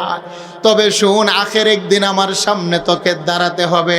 আল্লাহ বলেন সেদিন দুনিয়ার ভালোবাসার কোনো মানুষ কিন্তু তোমার পাশে দাঁড়াবে না। কথাটা কার? আরেকটু জোরে বলেন কথাটা কার? আল্লাহ বলেন সেই জন্যই তো বড় ভালোবাসা মানুষ তোমাকে সৃষ্টি করেছি। আরে গোটা জগৎটাকে আমি আল্লাহ সৃষ্টি করেছি, জবানের শব্দ দ্বারা হাত দিয়া বানাই নাই।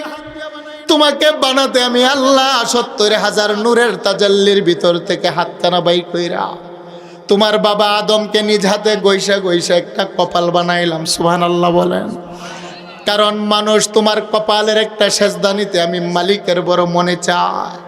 ওয়াবানাইনা ফাওকাকুম সাবআন শিদাদা। আল্লাহ বলেন তোমার মাথার উপরে 7টি আকাশ আল্লাহ আমি বানাইলাম, কিন্তু হাত দিয়া বানাই নাই। 8টি জান্নাত আমি আল্লাহ বানিয়েছি, কিন্তু হাত দিয়ে বানাই নাই। দারুস সালাম, দারুল করার, জান্নাতুল খুল, জান্নাতুন নাঈম, জান্নাতুল আদন, জান্নাতুল মাওয়া, জান্নাতুল ফিরদাউস। আল্লাহ বলেন 8টি জান্নাত আমি বানিয়েছি, কিন্তু হাত দিয়ে বানাই নাই। আরশ, কুরসি, জান্নাত, জাহান্নাম, লৌহ কলম। খুলিকাতিল মালাইকাতু মিন নূর, ফেরেশতা জাতিটাকে আমার আল্লাহ সৃষ্টি করেছেন নূর দ্বারা। আল্লাহ বলেন সেখানে তোর মতো হাত দিয়ে বানাই না। ও খালাকাল জান্না মিন মারিজিম মিন নার, জিন জাতিকে আল্লাহ সৃষ্টি করেছেন আগুন দ্বারা। আল্লাহ বলেন সেখানে হাত দিয়ে বানাই নাই। খুলিকাতিল হুরুন আইন মিনাজ জাফরান, জান্নাতের হুর গালমান আমার আল্লাহ সৃষ্টি করেছেন। আল্লাহ বলেন সেখানে তোর মতো হাত দিয়ে বানাই না। খালাকাল্লাহু আদম বিয়াদিহি, নবী বলেন একমাত্র মাটির মানুষকে আমার আল্লাহ বানাতে গিয়ে এই পরিমাণ ভালোবাসা দিলেন রে। 70,000 নূরের তাজাল্লির ভিতর থেকে আমার আল্লাহ হাতখানা বাই কইরা আমার আল্লাহ নিজ হাতে ঘষে ঘষে বাবা আদমকে বানিয়েছেন। আল্লাহু আকবার বলেন। আমার আল্লাহ লাম্মা খালাকাল্লাহু আদম আলা সূরাতিহি ওয়া তুলুহু 60 জিরা, হাদিসে কুদসি, আমার আল্লাহ মানুষ বানাবেন ফেরেশতাদেরকে নিয়ে পরামর্শ বসলেন। জিব্রাইল বলে আল্লাহ মানুষ বানাবেন না, মানুষ বড় নিমুখারাম, মানুষ বড় নাফরমান, সকাল বেলা পাপ করবে, দুপুর বেলা পাপের কথা ভুলে যাবে। মানুষ দুপুর বেলা পাপ করবে, রাত্রের বেলা পাপের কথা ভুলে যাবে। মানুষ দরজা বন্ধ করে পাপ করবে, সকাল বেলা ঘুম থেকে উঠে তার পাপের কথা ভুলে যাবে, নিমুখারাম। আপনার নিয়ামত খাবে কিন্তু আপনার গুণকীর্তন করবে না। আপনি আজান দিয়ে দৈনিক 5 বার মুয়াজ্জিনের কণ্ঠে ডাকবেন, কিন্তু মসজিদের পাশ দিয়ে যাবে, মসজিদে ঢুকবে না। আছে না নাই? কথা বলেন, আছে না নাই? আল্লাহ মানুষ বড় নিমুখারাম, মানুষ বানাবেন না। আল্লাহ ফেরেশতাদের সাথে তর্ক করে বলেন জিব্রাইল আমি ইচ্ছে করেছি মানুষ বানাবো রে, তোমাদের ফেরেশতাদের সেজদায় আমার তৃপ্তি মিটে না, জিন জাতির সেজদায় আমি আল্লাহ তৃপ্তি পাই না, তারা ঝগড়া করে। তাই সিদ্ধান্ত নিলাম ওলু ইন্নী আ'লামু মা লা তা'লামুন, আমি আল্লাহ সিদ্ধান্ত নিলাম আমি মানুষ বানাবো, আমি যেটা জানি ফেরেশতা তোমরা সেটা জানো না। কথাটা কে বললেন? আরেকটু জোরে বলেন, কে বললেন? হাদিসে কুদসি, তিরমিজি শরীফ জিলদে সানি, আমার নবী বলেন এবার আমার আল্লাহ ফেরেশতাদেরকে ডেকে বলেন মিকাইল জমিন থেকে মাটি এনে দাও, আমি আল্লাহ মাটি দ্বারা মানুষ বানাবো। সুবহানাল্লাহ বলেন। মিকাইল বলে আল্লাহ আমি মাটি নিতে পারি না, অপারগ। আল্লাহ বলেন জিব্রাইল তুমি মাটি এনে দাও। জিব্রাইল বলে আল্লাহ আমি মাটি উঠাতে পারি না, মাটি কান্না করে, অপারগ। আল্লাহ বলেন ইসরাফিল তুমি মাটি এনে দাও। ইসরাফিল বলে আমি মাটি আনতে পারি না, আল্লাহ অপারগ। আল্লাহ বলেন আজরাইল তোমার পক্ষে সম্ভব। আজরাইল সমগ্র পৃথিবীর মধ্যে একটা থাবা দিলেন। টাইটেল জামাতের মধ্যে পড়ানো হয়, কিতাবের নাম হলো তিরমিজি। আমার নবী বলেন আজরাইল সমগ্র পৃথিবী থেকে এক মুষ্টি মাটি নিলেন। এক মুষ্টি মাটির ভিতরে আবিয়াত, আসওয়াদ, আহমার, সাদা মাটি, কালো মাটি, লাল মাটি, নরম বর্ণের মাটি, শক্ত বর্ণের মাটি, 5 বর্ণের মাটি নিয়ে বলে আল্লাহ মাটি এনে দিলাম। এবার আমার আল্লাহ আদমকে কেমন করে বানালে আল্লাহর কাছে সুন্দর লাগবে, আমার আল্লাহ নিজ হাতে আদমকে বানাতে আরম্ভ করলেন। সুবহানাল্লাহ। খান লাম্মা খালাকাল্লাহু আদম আলা সূরাতিহি ওয়া তুলুহু 60 জিরা, আদমের সিনাটাকে আমার আল্লাহ 7 হাত প্রশস্ত বানাইলেন। আদমের দেহটাকে আমার আল্লাহ 120 হাত লম্বা বানাইলেন। ইন্নাস সামআ ওয়াল বাসারা ওয়াল ফুয়াদ, আল্লাহ বলেন আমি নিজ হাতে আদমের 2টা কান বানিয়ে শোনার ক্ষমতা দিলাম। আমি নিজ হাতে আদমের 2টা চক্ষু বানিয়ে দেখার ক্ষমতা দিলাম। মানুষের একটা অন্তর বানিয়ে চিন্তা গবেষণার ক্ষমতা দিলাম। মানুষের দেহের ভিতরে 5 ইন্দ্রিয় ঢুকাইলাম, কর্ণ, চক্ষু, নাসিকা, ত্বক, জবান। আল্লাহ বলেন চোখ দিলাম দেখার জন্যে, কান দিলাম শোনার জন্যে, নাকের ছিদ্র দিলাম ঘ্রাণ নেওয়ার জন্যে, 2 ঠোঁটের মাঝখানে জবান দিলাম কথা বলার জন্যে, স্বাদ গ্রহণের জন্যে। মানুষের দেহের ভিতরে চামড়া দিলাম বাতাসটা লাগলে ঠান্ডা না গরম বুঝার জন্যে। কে দিলেন? আরেকটু জোরে বলেন কে দিলেন? আল্লাহ বলেন এইভাবে বানাইলাম আদমকে। এবার আমার আল্লাহ বাবা আদমের কপালটাকে নিজ হাতে বানাইতে আরম্ভ করলেন। জিব্রাইল বলে মালিক আমাকে বানাইলেন, নিজের হাত দিয়ে বানান নাই, আদমকে বানাতে কেন নিজের হাত দিয়ে কপাল বানাও? আল্লাহ বলেন জিব্রাইল এই মাটির আদমের কপাল দিয়ে আমি 5 বার সেজদা নেব। সুবহানাল্লাহ বলেন।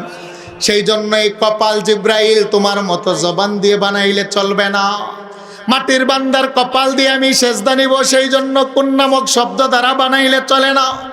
এই মাটির বান্দার কপাল দিয়ে আমি আল্লাহ আমার কদমের ভিতরে দৈনিক 5 বার সেজদা নিব, সেই জন্য জিন্নাতের হাত দিয়ে বানাইলে চলে না। তাই আমি মালিক না, আমি সেজদা নিব বলে নিজ হাতে আদমের কপাল বানাইলাম।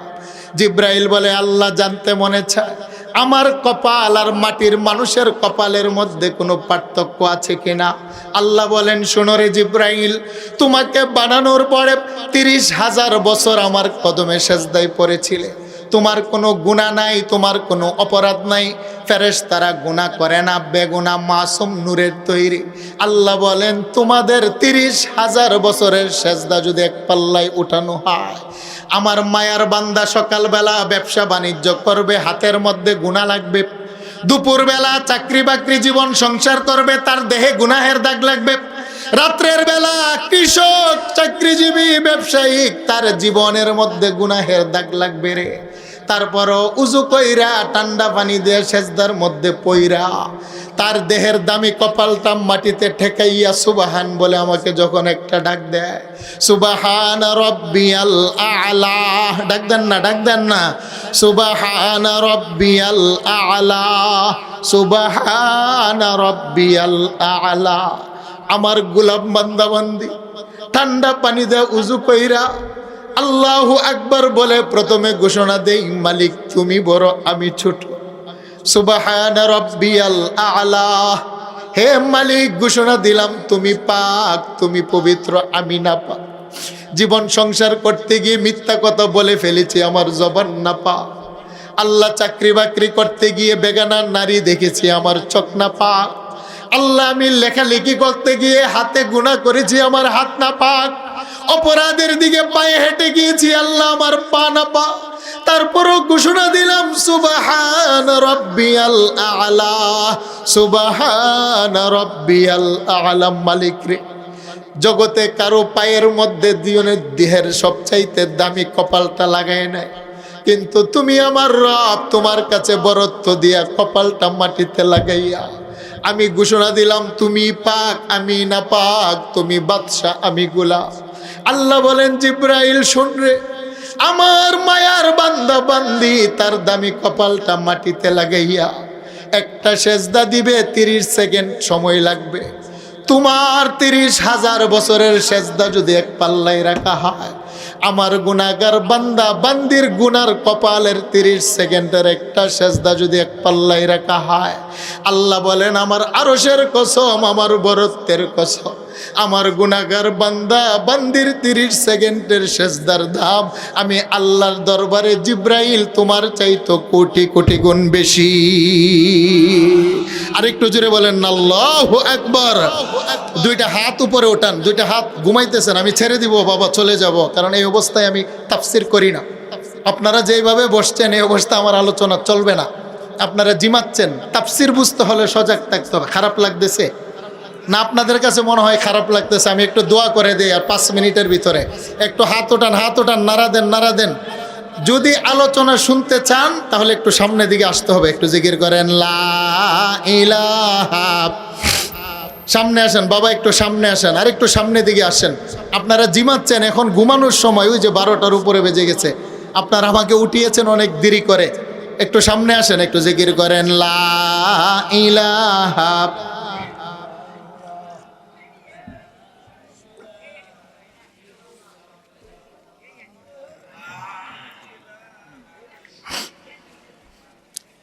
লা ইলাহা ইল্লাল্লাহ। অনেকে রাস্তাঘাটের মধ্যে আছেন, দাঁড়িয়ে আছেন, দয়া করে আসুন। আমি যেহেতু অনেক দূর থেকে আসছি, মুসাফির, কয়েকটা কথা বলি, একটু দিলের খোরাক নিয়ে যান। বর্তমানে মানুষে ভাইরাল বক্তা খুঁজে, যে বক্তা হাসাইতে পারে, কাঁদাইতে পারে, গজল গাইতে পারে। মানুষ হলে এগুলোর পাগল, কি বলেন, ঠিক না বেঠি? ও ভাইরাল বক্তা দেখে আর কতক্ষণ আনন্দ উল্লাস করে মানুষে চলে যায়। বাবা, আমি ভাইরাল নয়, আমি একজন মুফাসসির মানুষ, কোরআন থেকে দুই একটা কথা বলি। আল্লাহ পাক নিয়ে আমাদের দিল পরিবর্তন করে। সকলে বলেন আমিন। সেই জন্য বলেন আমরা কার গোলাম? আরেকটু জোরে বলেন, কার গোলাম? আল্লাহর গোলাম। আল্লাহ বলেন, জিব্রাইল তুমি যেহেতু প্রশ্ন করেছো মাটির বান্দাকে আমি কেন এত ভালোবাসি, কেন আদমের কপালটা নিজ হাতে বানাইলাম, তবে শুনো, তোমাকে বানিয়েছি, তুমি নূরের কপাল, তোমার সেজদা 30,000 বছরে যদি এক পাল্লায় রাখি, আমার বান্দা বান্দির 30 সেকেন্ডের একটা সেজদা যদি এক পাল্লায় রাখি, আল্লাহ কসম খায়া বলেন, জিব্রাইল আমার গুনাহগার বান্দা বান্দির সেজদার দাম আমি আল্লাহর দরবারে বেশি। সুবহানাল্লাহ বলেন। আল্লাহ বলেন, গোলাম সেই জন্য বড় ভালোবাসা মানুষ তোমাদেরকে বানাইলাম। শুধু তাই নয়, শুধু তাই নয়, তুমি যখন সেজদা দাও মাটির ভিতরে, তুমি তো মনে করো কপালটা লেগেছো মাটিতে। আল্লাহ বলেন, বান্দারে যদিও তোর ধারণা সত্য কপালটা মাটিতে লাগে রে, কিন্তু আমি আল্লাহ ঘোষণা দিলাম তোর কপালটা মাটিতে নয়, তোর কপালের একটা ছাদ পরে আমি আল্লাহর আরশে আউজিমের উপরে। সেই জন্যই তো আমার রাসূল মেরাজের রাত্রে 7 আকাশ পাড়ি দিয়ে সিদরাতুল মুনতাহা অতিক্রম করে জিব্রাইলকে সাথে নিয়ে জান্নাতের ময়দানে আমার রাসূল ঘুরে, আমার রাসূল হাঁটতেছে জান্নাতের ময়দানে। মেরাজের রজনীতে হঠাৎ লক্ষ্য করে দেখে আমার নবীজির সামনে সামনে একটা জুতার খরমের আওয়াজ শোনা যায়। সুবহানাল্লাহ। আমার নবী জিব্রাইলকে ডাইকা বলে, জিব্রাইল তুমি ছাড়া আমি ছাড়া কেউ নাই, বলো না কার পায়ের আওয়াজ শোনা যায়। জিব্রাইল বলে, ইয়া রাসূলুল্লাহ, ইয়া হাবিবাল্লাহ, সে আর কেউ নয়, হাবশার যে একটা কালো গোলাপ আছে বেলাল, যেই বেলালের চেহারা কালো, যেই বেলালের নাক মোটা, ঠোঁট মোটা, গোলামের ছেলে গোলাপ, যেই বেলালের মা বাবার বাড়িটাও মক্কা মদিনাতে না, বেলালের মা নাই, বাবা নাই, তার বংশ নাই, টাকা নাই, পয়সা নেই। উমাইয়া নামক কাফেরের ঘরে বেলাল গোলাম ছিল। বেলালকে আবু বকর সিদ্দিক ইয়ামিনের চাদর দিয়ে কিনে নবীর দরবারে দিয়ে আসলেন। বেলাল এক বেলা খায় তো 2 বেলা খায় না। ইয়া রাসূলুল্লাহ, ইয়া হাবিবাল্লাহ, আপনি জানতে চাইলেন জান্নাতের মধ্যে কার পায়ের ছাপ পরে? নবী গো, আপনার কালো বেলাল, তার পায়ের ছাপ। সুবহানাল্লাহ বলেন। নবী বলেন, জিব্রাইল আমার এখন প্রশ্ন হলো, তুমি ছাড়া আমি ছাড়া সপ্তম আকাশের উপরে সিদরাতুল মুনতাহা লৌহ কলম অতিক্রম করে জান্নাতের ময়দানে বেলাল তো আসে নাই, পায়ের ছাপ কেন? নবী গো, আপনার কালো বেলাল আমার আল্লাহরে ভালোবাসা, আমার আল্লাহ রাসূল আপনাকে ভালোবাসা বেলাল সেজদা দিয়া সুবহানার রবকে যখন ডাক দেয়, আমার রব বেলালের প্রতি এত খুশি আর রাজি। বেলাল যদিও আমাদের সাথে মেরাজে আসে নাই গো নবী, বেলাল হাঁটে মক্কার অলিতে গুলিতে, বেলালের পায়ে জুতা নাই হাতে, কিন্তু বেলালের পায়ের আওয়াজ পরে আল্লাহর আরশে আউজিমে। সেই জন্য আমার নবী মেরাজ থেকে এসে বললেন, বেলাল রে, তুই এমন কি আমল করস রে বেলাল, বড় বড় সাহাবীদের পায়ের আওয়াজ জান্নাতে শুনি না। বেলাল 2 নয়নের পানি ফেইলা বলে, ইয়া রাসূলুল্লাহ, আমি তেমন কোনো আমল করি না, আমি আপনাকে ভালোবাসা কলবের মধ্যে জায়গা দিয়া, নবী গো আমি আপনাকে তো ভালোবাসি। মক্কার কাফেরদেরকে আপনি যখন কালেমার দাওয়াত দিতে যান, মক্কার কাফেরেরা বড় বড় কাঁটাগুলো মাটির মধ্যে পুঁতে রাখে। আমি বেলাল মসজিদে নববীর বারান্দা থেকে দেখতে পাই, আপনি নবীজি সকালবেলা গেলে পায়ের মধ্যে পাটার খোঁচা লাগবে, কষ্ট পাবেন, তাই আমি বেলাল রাত্রের বেলা হামাগুড়ি দেয় যেন মক্কার কাফেরদের কাঁটাগুলো আমি বেলালের দেহে লাগে, একটা কাঁটাও যেন আপনার নুরানি কদমে না বিধে। ইয়া রাসূলুল্লাহ, আল্লাহু আকবার বল। যদিও বেলাল কালো কালো কালো, নাক মোটা, ইতিহাসের মধ্যে বেলালের দাদার নামটাও খুঁজে পাওয়া যায় না, কারণ বেলাল ছিল হাবশা থেকে আগন্তুক একজন গোলাম। যেদিন মক্কা বিজয় হয়ে গেল, আমার নবী যেদিন হাজার হাজার সাহাবায়ে কেরামদেরকে নিয়ে মক্কাতে প্রবেশ করলেন, মক্কা বিজয়ের দিন আমার নবী মক্কার পাশে দাঁড়াইয়া, আইনা বেলাল, বেলাল কোথায় ডাকতে আরম্ভ করলেন। আবু বকর সিদ্দিক উমর সকলে নবীর পাশে দাঁড়ানো। বেলাল রাদিয়াল্লাহু তাআলা আনহু অনেকটা দূরে ছিলেন, তিনি বললেন, ইয়া রাসূলুল্লাহ, লাব্বাইকা ইয়া রাসূলুল্লাহ, নবী আমি উপস্থিত, আমাকে কেন তালাশ করে? নবী বলেন, বেলাল আজকে মক্কা বিজয়ের একটা আজান হবে, তোমার কণ্ঠ শুনতে চাই। আল্লাহু আকবার। সাইয়েদানা বেলাল বিলম্ব করলেন না, দূর দিয়ে মক্কার ছাদের উপরে দাঁড়াইয়া আজান দিবেন প্রস্তুতি নিলেন। মক্কার কাফেরেরা বলে, কি ব্যাপার, মুহাম্মদ কেন কালো বেলালকে আজকে আজানের জন্য মুয়াজ্জিন বানাইলেন? মুহাম্মদ কেন মক্কার দন্নাট্য কোনো বাবার সন্তানকে মক্কা বিজয়ের মুয়াজ্জিন বানালেন না? এই কথাটা শোনার পরে আমার নবী একটু মনক্ষুণ্ণ হলেন। বেলালের নয়ন দিয়ে পানি পড়ে, হাইরে আমি আজকে গরিব বলে মক্কার মানুষ আমাকে ঘৃণা করে, আমার চেহারা কালো, আমি হাবশাতে জন্ম নিয়েছি তাই আমাকে অবজ্ঞা করে। বেলালের নয়ন ভরে পানি পড়ে, বেলাল আজান দেয় না, আমার নবীও বেলালের চেহারার পানি দেখে নবী কাঁদে।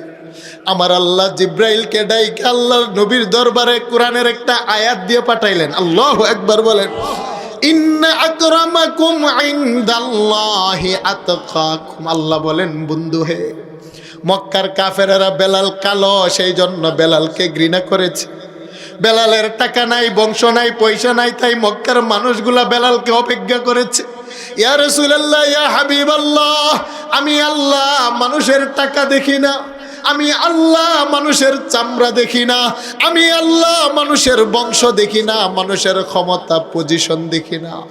আমার বেলাল যদিও কালো, তার ক্ষমতা পজিশন ভালো না, কিন্তু বেলালের যে একটা কলবার হৃদয় অন্তর আছে, সে অন্তরটা মক্কার দন্নাট্য সুন্দর কাফের বেঈমানের নাই। ইয়া রাসূলুল্লাহ, ইয়া হাবিবাল্লাহ, আপনি মনক্ষুণ্ণ হবেন না, মক্কা বিজয় আমি আল্লাহ আপনাকে দান করেছি। বেলাল যে কাবার উপরে দাঁড়িয়েছে, কাবাটা হলো আমি আল্লাহর ঘর, এই ঘর হলো মানব জাতির কিবলা। আজকে মক্কা বিজয়ের আজান আমার বন্ধু মুহাম্মদ আপনি যেমনি ভাবে বেলালের কণ্ঠে শুনতে চান, আমি আরশের মালিক ঘোষণা দিলাম, আমার কাবার ছাদের উপরে দাঁড়াইয়া বেলালের কণ্ঠে আমি আল্লাহ আজকে আজানটা শুনতে চাই। আরেকটু জোরে বলেন আল্লাহু আকবার। সেই জন্য আমার আল্লাহ বলেন, মানুষ তোমাকে বড় ভালোবাসে আমি আল্লাহ শ্রেষ্ঠ মাখলুকাত বানাইয়া দুনিয়াতে কপাল দিয়ে পাঠাইলাম তোমার কপালের একটা সেজদা নেওয়ার জন্যে। দুনিয়াতে তোমাকে পাঠাইলাম জবান দিয়ে তোমার জবানের একটা ডাক শোনার জন্যে। তুমি তো দুনিয়াতে গিয়ে কপাল পেয়েও সেজদা দিতে পারো না, জবান পাওয়ার পরেও আমাকে ডাকতে পারো না। তবে শোনো রে, একদিন আমার সামনে তোমার চেহারাটা দেখাতে হবে রে, যেই দিন আমি আল্লাহ হব মালিক ইয়াউমিদ্দিন, বিচার দিবসের মালিক। সেদিন তোমার চেহারাটা কিন্তু আমার সামনে দেখাতে হবে। কথাটা কার? আর একটু জোরে বলেন, কথাটা কার? আল্লাহ বলেন, গোলাম সেই জন্য তোমাকে জবান দিলাম, তোমার জবানের একটা ডাক শুনতে মনে চাই। আরে তোমার মা যেদিন তোমাকে জন্ম দিয়েছিল, তোমার হাত ছিল, তোমার হাতে ধরার ক্ষমতা ছিল না। তোমার পা ছিল বটে, কিন্তু পায়ের মধ্যে দাঁড়ানো হাঁটার ক্ষমতা ছিল না। ছিল? কথা বলেন, ছিল? তোমার দেহ ছিল, দেহের ভিতরে যৌবন ছিল না। হেরে বান্দা, তোমার দেমাগ ছিল, দেমাগ দিয়ে চিন্তা গবেষণার ক্ষমতা ছিল না। তোমার কলব ছিল, কলবের ভিতরে কোনো চিন্তা ফিকিরের ক্ষমতা ছিল না। আমি তোমার কেমন মালিক, তোমার দুইটা কুচি হাতে আস্তে আস্তে ধরার ক্ষমতা দিলাম। সুবহানাল্লাহ। আমি তোমার আল্লাহ, তোমারে ভালোবাসা তোমার দুইটা কুচি পায়ে দাঁড়িয়ে হাঁটার ক্ষমতা শিখাইলাম। আমি আল্লাহ তোমার মাথার দেমাগের ভিতরে এলেম দিলাম, বিদ্যা দিলাম, তোমাকে ইজ্জত সম্মানী বানাইলাম সমাজে। আরে তোমার জবান ছিল, কিন্তু জবানে কোনো ভাষা ছিল না। তোমার কুচি জবান দিয়া সেদিন তুমি তোমার মাকেও ডাকতে পারো নাই। তোমার জবান দিয়ে সেদিন তুমি তোমার বাবাকেও ডাকতে পারো নাই। তুমি তোমার জবান দিয়ে সেদিন বন্ধু বান্ধব কাউকে ডাকতে পারো নাই। তোমার জবানের ভিতরে একটাই ভাষা ছিল, কান্না কান্না কান্না। তোমার জবানের কান্না দূর করে আমি আল্লাহ তোমাকে ভাষা শিখাইলাম। আর রহমান আল্লামাল কোরআন খালাকাল ইনসানা আল্লামাহুল বায়ান। বান্দারে কেন তোমার জবানে বুলি শিখাইলাম, ভাষা শিখাইলাম? কারণ তুমি ওয়াদা করেছিলে রুহের জগতে জবান দিলে আমাকে ডাকবে। সেই জন্য অনেক মায়ের পেটের 2 মাসের বাচ্চাকে আমি আল্লাহ খালাস করে দেই। অনেক মায়ের পেটের 4 মাসের বাচ্চাকে আমি আল্লাহ খালাস করে দেই, অনেক মায়ের পেটের 6 মাস 8 মাসের বাচ্চাকে আমি আল্লাহ খালাস করে দিই, তাকে দুনিয়ার চেহারা দেখার সুযোগ দেই না।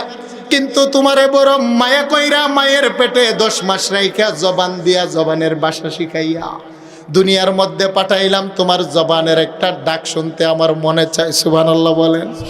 হে নাফরমান, মা গাররাকা বিরাব্বিকাল কারীম, আজকে তুমি কেন রে মুখ ফিরিয়ে নিলে? আমার দেওয়া জবান দিয়া মারে ডাকো, তোমার মার কলিজা ঠান্ডা হয়। আমার দেওয়া জবান দিয়া বাবারে আব্বা বলে ডাকলে আব্বা বড় খুশি হয়।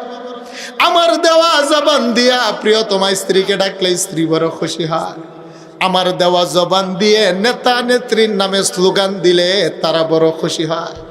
আরে আমার ছোট্ট বাচ্চাটা হবে মাত্র কথা বলতে জানে, ছোট্ট বাচ্চাটা শুধু 1-2টা করে কথা বলতে জানে, আব্বা আম্মু ছোট ছোট ভাবে ডাকতে জানে।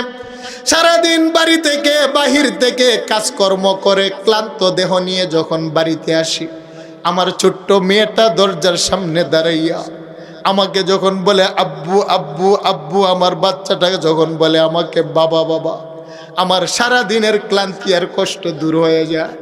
আমার ছোট্ট কুচি বাচ্চার কাটা কাটা জবানে বাবা ডাক শোনার পরে আমার কষ্ট থাকে না। একটা মা 10 মাস বাচ্চাটাকে জন্ম দেয়, প্রসব বেদনা 2.5 বছর পর্যন্ত দুধ খাওয়ায়।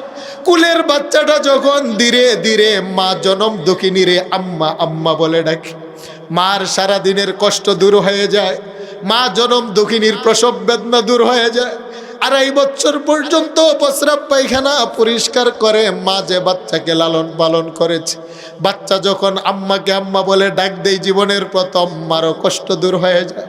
আল্লাহ বলেন, গোলাপ তোর মা বাবার চাইতো বড় মায়া করে তোরে আমি সৃষ্টি করেছি, জবান দিছি। তোর মা বাবা তোর জবানের মা ডাক শুই না যতটা না খুশি হয়, তুই যদি রাত্রের গভীরেও আমাকে আল্লাহ বলে একটা ডাক দেস রে গোলাপ, তোর মা বাবার চাইতো 70 গুণ বেশি আমি আল্লাহ খুশি হয়ে যায়। সেই জন্য একটু মায়ার সুরে ডাক দেন না আল্লাহ, আর একটু মায়ার সুরে ডাক দেন না আল্লাহ, আর একটু মায়ার সুরে ডাক দেন আল্লাহ। আল্লাহ বলেন, লা তাখুযুহু সিনাতু ওয়ালা নাওম, আমি ঘুমাই না, আবার ঘুম নাই, আবার তন্দ্রা নেই। আরে মা ঘুমিয়ে থাকলে বাচ্চা যদি ডাকে মা অনেক সময় জবাব দেয় না। যদি নেতা নেত্রী ঘুমিয়ে থাকে, যদি গিয়ে স্যার স্যার বলে ডাকে জবাব দেয় না। বাবা ঘুমিয়ে থাকলে অনেক সময় সন্তান ডাকলে বাবা জবাব দেয় না। আল্লাহ বলেন, আমি ঘুমাই না, আমার কোনো তন্দ্রা নাই। আমাকে ডাকতে সাক্ষী রাখতে হয় না, আমাকে ডাকতে আওয়াজ দিতে হয় না, আমাকে ডাকার জন্য উজু লাগে না, আমাকে ডাকার জন্য চিৎকার দিতে হয় না। তুমি সুস্থ অসুস্থ ধনী গরিব পৃথিবীর যেই কোনো মুহূর্তে জবানটা নাড়াই আমার যদি আল্লাহ বলে একটা ডাক দাও গোলাপ রে, আমি আল্লাহ না ফেরেশতাদের দরবারে তোরে নিয়ে অহংকার করি। সুবহানাল্লাহ বলে। কারণ ফেরেশতা বলেছিল তোকে না বানানোর জন্য তুই নাকি নাফরমান, আমাকে ডাকবি না। কিন্তু তুই যখন আমাকে আল্লাহ বলে ডাক দিস, আমার আরশের খুঁটির মধ্যে একটা ধাক্কা লাগে রে গোলাম, তোর আল্লাহ ডাকের ধাক্কাতে আমি ফেরেশতার মজলিসের মধ্যে তোরে লইয়া ফখর করি। তুই তো ডাক দেস আমাকে একবার, আমি আল্লাহ জবাব দেই তোর ডাকের সাথে 70 বার। বলেন সুবহানাল্লাহ। সেই জন্য বাবা তাফসীরের মধ্যে ঘটনা আসছে, বনি ইসরাইলের একজন যুবক 30 বছর পর্যন্ত নিজের হাতে মূর্তি বানিয়ে দুধ কলা সামনে দিয়ে সনম সনম বলে ডাকে। সনম অর্থ হলো দুশুমি মূর্তি। বনি ইসরাইলের একজন যুবক দুধ কলা সামনে দিয়ে ইয়া সনম ইয়া সনম ইয়া সনম 30 বছর ডাকে, জবাব দেয় না। কিন্তু যুবকটা একদিন ঘুমের ঘরে তন্দ্রায় পয়সা সনমের জায়গায় সে ডাকতে আরম্ভ করলো, ইয়া সমাদ ইয়া সমাদ। আল্লাহু আকবার বলেন। বলেন সমাদ কার নাম? ইন্না লিল্লাহি তাআলা 99 ইসমান মিয়াতান ইল্লা ওয়াহিদ। আমার আল্লাহর 99টা নাম আছে, এর ভিতরে একটা নাম হলো আস-সমাদ। যেই কথাটা সূরা ইখলাসের ভিতরে আল্লাহ বলেন, আমার সাথে পড়েন, কুল হুয়াল্লাহু আহাদ আল্লাহুস সামাদ লাম ইয়ালিদ ওয়া লাম ইউলাদ ওয়া লাম ইয়াকুল লাহু কুফুয়ান আহাদ। যুবক তার হাতের বানানো মূর্তিকে ডাকে সনম, সনম মানে মূর্তি। একদিন হঠাৎ করে ভুলে সে বলে ইয়া সমাদ। যুবকটা বলতে দেরি তার আরশের উপর থেকে কে যেন জবাব দেই, লাব্বাইকা ইয়া আব্দি, বান্দারে আমি তোর মালিক, তোর মাথার উপরে উপস্থিত। আল্লাহ। যুবক ঘুম থেকে দাঁড়াইয়া বলে, কে গো তুমি, কে গো তুমি? 30টা বছর দুধ কলা দিয়ে তোমাকে সনম বলে ডাকলাম, জবাব দিলা না। আজকে আমি ঘুমের ঘরে না বুঝে সনমের জায়গায় সমাদ বলে ডাকলাম, কে তুমি, পরিচয়? আল্লাহ বলেন, গুলাম রে, যারে তুই ডাকলি সে হলো, তার প্রাণ নাই, কিন্তু আমি হলাম তোর আসল মালিক আল্লাহ। তোরে জবান দিয়ে অপেক্ষায় আছি, কখন আমারে ডাক দেস। তুই যে আজকে ভুলে আমাকে সমাদ বলে ডাক দিলি, ভুলেই দেস বা ঘুমের ঘরেই দেস, আমি আল্লাহর আরশের মধ্যে একটা জোশ উঠে যায়, আমি আল্লাহর স্থির থাকতে পারি নাই। আমি আল্লাহর সাথে সাথে জবাব দিয়ে দিলাম, আমি হলাম তোর মনিব, তুই হলে আমার গোলাম। সেই জন্য আর একটু মায়ার সুরে ডাক দেন না আল্লাহ, আর একটু মায়ার সুরে ডাক দেন না আল্লাহ। সেই জন্য গাইবান্ধার যুবক ভাইয়েরা, যতই অপরাধ করো না কেন, নামাজ কিন্তু ছাড়বা না। তোমার কপালের সেজদার বড় দাম আছে রে বন্ধু। যতই অপরাধ করো না কেন, মা নামাজটা কিন্তু ছাড়বেন না, পর্দা কিন্তু ছাড়বেন না, কারণ আপনাকে আমার আল্লাহ বড় ভালোবাসা বানাইছে। আল্লাহ বলেন, যদি তোমার কপালটা আমার কদমে না লাগাতে পারো, তোমার জবান দিয়ে যদি আমাকে না ডেকে খুশি বানাতে পারো, মালিক ইয়াউমিদ্দিন, যেদিন আমি আল্লাহ হব বিচারকের চেয়ারে, তুই থাকবে আসামি। বলস না গোলাম, কেমনে আমি মালিক রে তুই চেহারাটা দেখাবি? আল্লাহু আকবার বলেন। সেই জন্য যুবক বন্ধু, যদি জীবনে কোনো ভুল করে ফেলো, যৌবনের তাড়নায় গুনাহ হওয়া স্বাভাবিক, বলেন ঠিক না বেঠিক? যৌবনের তাড়নায় গুনাহ হওয়া স্বাভাবিক। বন্ধুদের আড্ডাখানার মধ্যে পড়ে পাপ করা স্বাভাবিক। হে আমার মা, আমার যুবতী বোন, যৌবনের একটা পাগলামি আছে। যৌবনের পাগলামির কারণে মানুষ অনেক সময় গুনাহ করে ফেলে। বন্ধু বান্ধবের আড্ডাখানায় পরে আমাদের যুবক ছেলেগুলো অনেক সময় অপরাধ করে ফেলে। যদি অপরাধ হয়েও যায় রে বন্ধু, নিরাশ হবা না, কারণ তোমার অপরাধের একটা লিমিট আছে। আমার মায়ার দয়া ভালোবাসার কোনো লিমিট নাই। আল্লাহু আকবার বলেন। বনে ইসরাইলের একজন যুবক, 40 বছর ছিল তার হায়াত। সহিহুল বুখারী কিতাবুত তাফসীরের ভিতরে ঘটনা উল্লেখ আছে। আমার নবী সাহাবায়ে কেরামদেরকে নিয়ে ঘটনা শোনাচ্ছেন, গভীর মনোযোগ। বনে ইসরাইলের যুবক এমন কোনো পাপ নাই যে করে না। পাপ করতে করতে করতে করতে করতে করতে তার সমাজের মানুষগুলো অতিষ্ঠ হয়ে গেল। সমাজের যুবকের পাপের কারণে তার পরিবার অতিষ্ঠ হয়ে গেল। যুবকের পাপের কারণে মাও সমাজে হাঁটতে পারে না, মানুষ তাকে গালমন্দ করে। যুবকের পাপের কারণে বাবা সমাজে রাস্তাঘাটে যেতে পারে না, সমাজের মানুষ বাবার দিকে আঙুল উঠায়। যেই সমাজে যুবকটা বসবাস করত, সমাজে অন্য সমাজের মানুষ তাদেরকে গালমন্দ করে। কি এমন একটা ছেলে তোমাদের সমাজে চুরি করে, ডাকাতি করে, জানা করে, পাপ করে?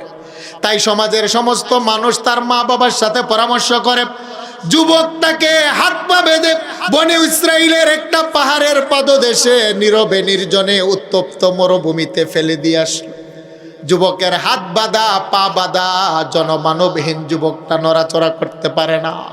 একদিন যায়, 2 দিন যায়, 3 দিন যায়, যুবকের পিপাসা কাতর। যুবকটা খিদার যন্ত্রণা, একবার ডান দিকে তাকায়, আমার মা হয়তো আসবে, আবার বাম দিকে তাকাই, মনে হয় আমার জনমদাতা বাবা হয়তো আমার হাতের বান খুলে দিবে। আবার সামনের দিকে তাকাই, পিছনের দিকে তাকাই, মনে হয় শৈশবকালের বন্ধুগুলো আসবে। না না, দিনের পরে দিন যায়, সপ্তাহের পরে সপ্তাহ যায়, মাও যুবকটাকে আসে না, বাবাও দেখতে আসে না, সমাজের কেউ আসে না। যুবকটার পিপাসায় মারা যাওয়ার আগ মুহূর্তে যুবকটা এবার আকাশের দিকে তাকাইয়া তার চোখ দিয়ে মালিকের সাথে কথা বলে, হে মালিক, যাদেরকে আপন বানিয়েছিলাম তারাই আজকে হাত পাশে রুচি লাগাইয়া মরুর প্রান্তরে ফেলে দিয়ে চলে গেল। আমি লক্ষ্য করে দেখলাম দুনিয়ার মা বাবা বন্ধু কেউ আমার আপন নয়। যেদিন তোমার কেউ ছিল না সেদিন ছিলাম আমি, আজকে তোমার সব হলো পর হলাম আমি। হেরে মালিক, তুমি তো আমার আপন ভেবে দেখলাম, তুমি ছাড়া কেউ নাই। হে মালিক, আমি তওবা করছি, যদি তুমি আমাকে ছেড়ে দাও আর জীবনে পাপ করব না। আর এই মুহূর্তে যদি মারা যায়, তোমার কাছে তওবা করলাম, আমার ছোট্ট দেহটা জাহান্নামে জ্বালালে তোমার তো কোনো ফায়দা হবে না। তোমার রহমান নামের উসিলা তুমি আমাকে মাফ করে দাও। আল্লাহু আকবার। যুবকটা আমার মালিকের সাথে চোখের কন্নার দিয়া 2 ফোঁটা পানি ফেলে যখন তওবা করে, হঠাৎ করে যুবকটার মরণ হয়ে যায়। আমার আল্লাহ মুসা পয়গম্বর তুর পাহাড়ের উপরে গিয়েছিলেন কথা বলার জন্য।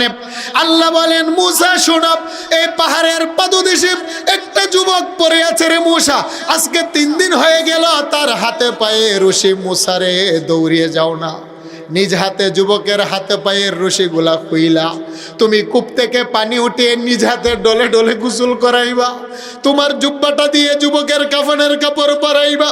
তুমি নিজে ইমাম হয়ে যুবকের জানাজার নামাজ পড়াইবা। নিজে কবর খনন করে নবুয়ত আর রিসালতের হাত দিয়ে যুবকের লাশটা কবরে রাখবা। সুবহানাল্লাহ বলে। তবে মুসা শুনো, যুবকের জানাজার নামাজ পড়ার পূর্বে তুমি তার গ্রামের ভিতরে গিয়ে, পাশে একটা গ্রাম আছে, ওই গ্রামে গিয়ে একটা এলান করবা, যত মানুষ তোমার পিছনে জানাজার নামাজ পড়বে আমি আল্লাহ প্রত্যেকটা মানুষের জীবনের গুনাহ মাফ করে দিব। বলেন আল্লাহু আকবার। মুসা আলাইহিস সালাতু ওয়াস সালাম দৌড়িয়ে গেলেন, বুখারীর বর্ণনা। মুসা আলাইহিস সালাতু ওয়াস সালাম দৌড়িয়ে গিয়ে যুবকের হাতের বাঁধন খুললেন, যুবককে কূপ থেকে পানি উঠাইয়া গোসল করাইয়া কাফনের কাপড় পরিয়ে উঁচা জায়গায় রাইখা পাশের গ্রামের ভিতরে গিয়ে বললেন, কারা আছো আমার পিছনে জানাজার নামাজ পড়বা, আল্লাহ মাফ করবেন। মুসা নবীর ঘোষণা শোনার পরে সমাজের নারী পুরুষ বাচ্চা বিধবা সবাই কাতারবন্দি হল। জানাজার নামাজ সকলে মিলে আদায় করলেন। মুসা নবী ইমাম। এবার সমাজের মানুষ বলে, মুসা কেমন এমন আল্লাহর উলি, যার নামাজ পড়লে আমাদের গুনাহ আল্লাহ মাফ করবে, আল্লাহর উলির চেহারাটা দেখতে চাই। সুবহানাল্লাহ। মুসা নবী সমস্ত মানুষকে যখন চেহারা দেখে আরম্ভ করলেন, মা দেখা বলে, মুসা এটা তো আমার নাফরমান ছেলে। বাবা দেখা বলে, মুসা এটা তো আমারই জন্ম দেওয়া নাফরমান ছেলে। সমাজের বন্ধুগুলা দেখে বলে, মুসা এটা তো আমাদের এই পাপাচার বন্ধু। সমাজের মানুষগুলো তার পাপের বর্ণনা দিতে আরম্ভ করলেন, সে ছিল পাপী।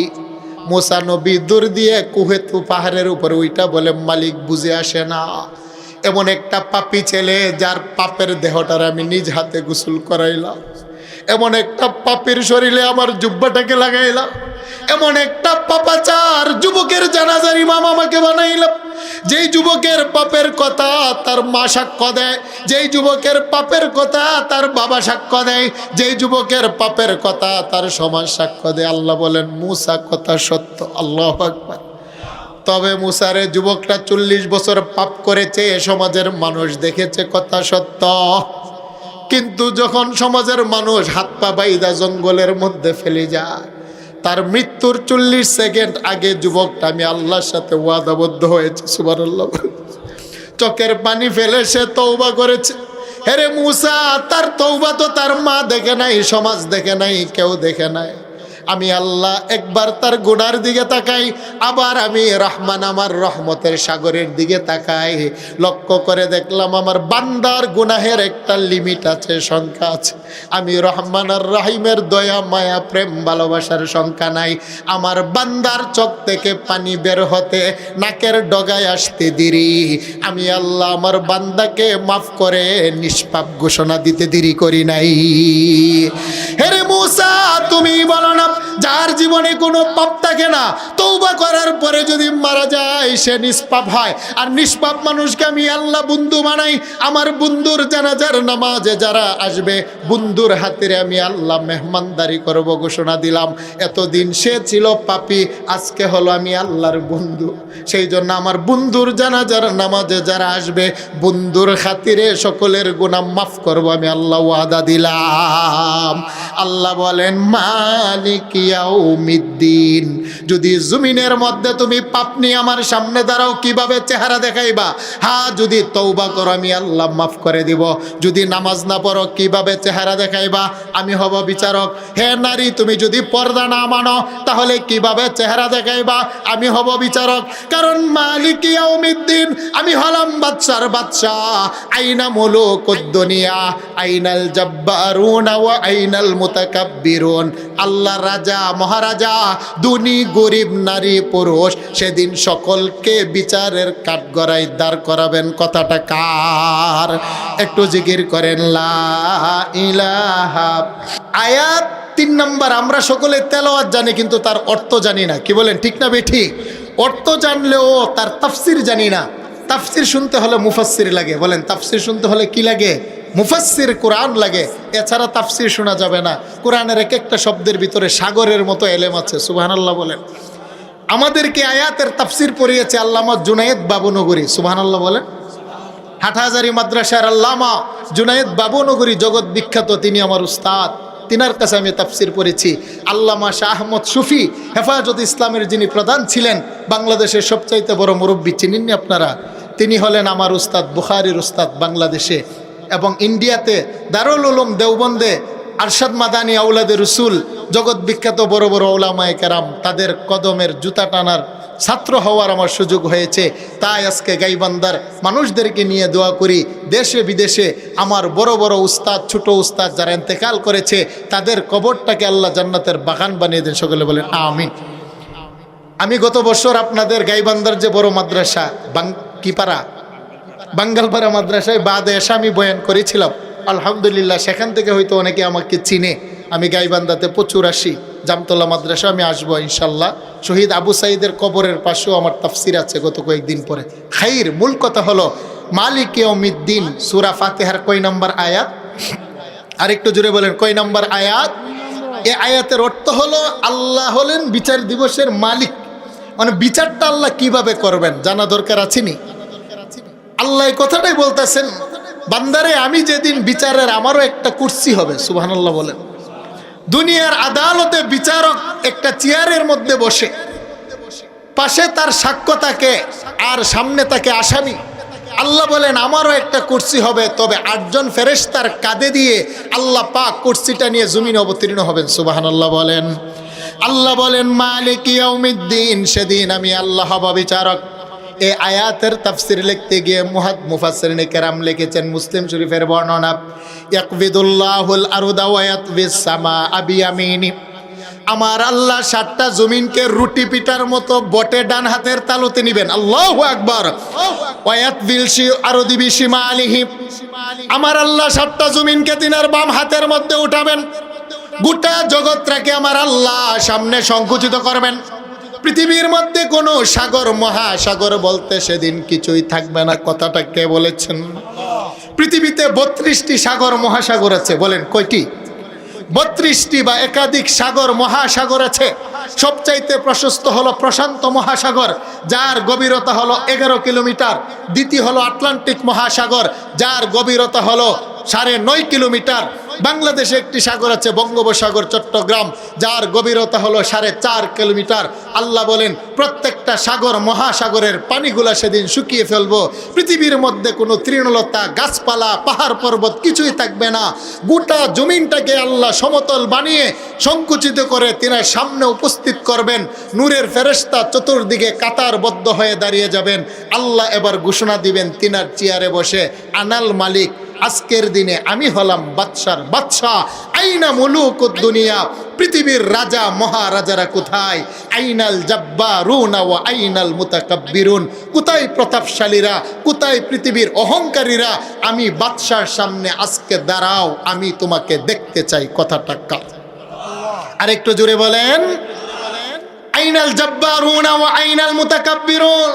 দুনিয়ার ক্ষমতা পাওয়ার পরে যারা সাধারণ মানুষকে জেল জুরুমানা অত্যাচার করেছিলে, আজকে আমার সামনে দাঁড়াও, আমি দেখতে চাই যারা ক্ষমতা পাওয়ার পরে উলামায়ে কেরামকে মিথ্যা মামলা দিয়ে জেলখানায় পুরেছিলে, যারা ক্ষমতায় পাওয়ার পরে উলামায়ে কেরামকে মিথ্যা মামলা দিয়ে ফাঁসির কাস্টে ঝুলিয়েছিলে, সমাজের মানুষের উপরে জুলুম অত্যাচার মামলা বাণিজ্য করেছিলে, আমি বাচ্চার সামনে দাঁড়াও, আমি দেখতে চাই। বলেন ঠিক না বেঠিক?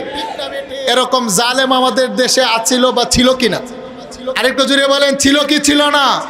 আল্লাহ ডাকবেন কিন্তু কারো ক্ষমতা আছে? আল্লাহ উল্লেখ করবেন নমরুদ কোথায়? রাজত্ব পাওয়ার পরে ইব্রাহিম খলিলকে আগুনে ফেলেছিলে। ফেরাউন কোথায়? রাজত্ব পাওয়ার পরে মুসাকে তাড়িয়েছিলে। কেউ আসবেন, আল্লাহ ডাকবেন আইনাল মুতাকাব্বিরুন, দুনিয়ার অহংকারীরা কোথায়? বলেন আমাদের সমাজে অনেকে দেখবেন কিছু টাকার মালিক হইলে গরিবের উপর অহংকার করে, করে কি করে না?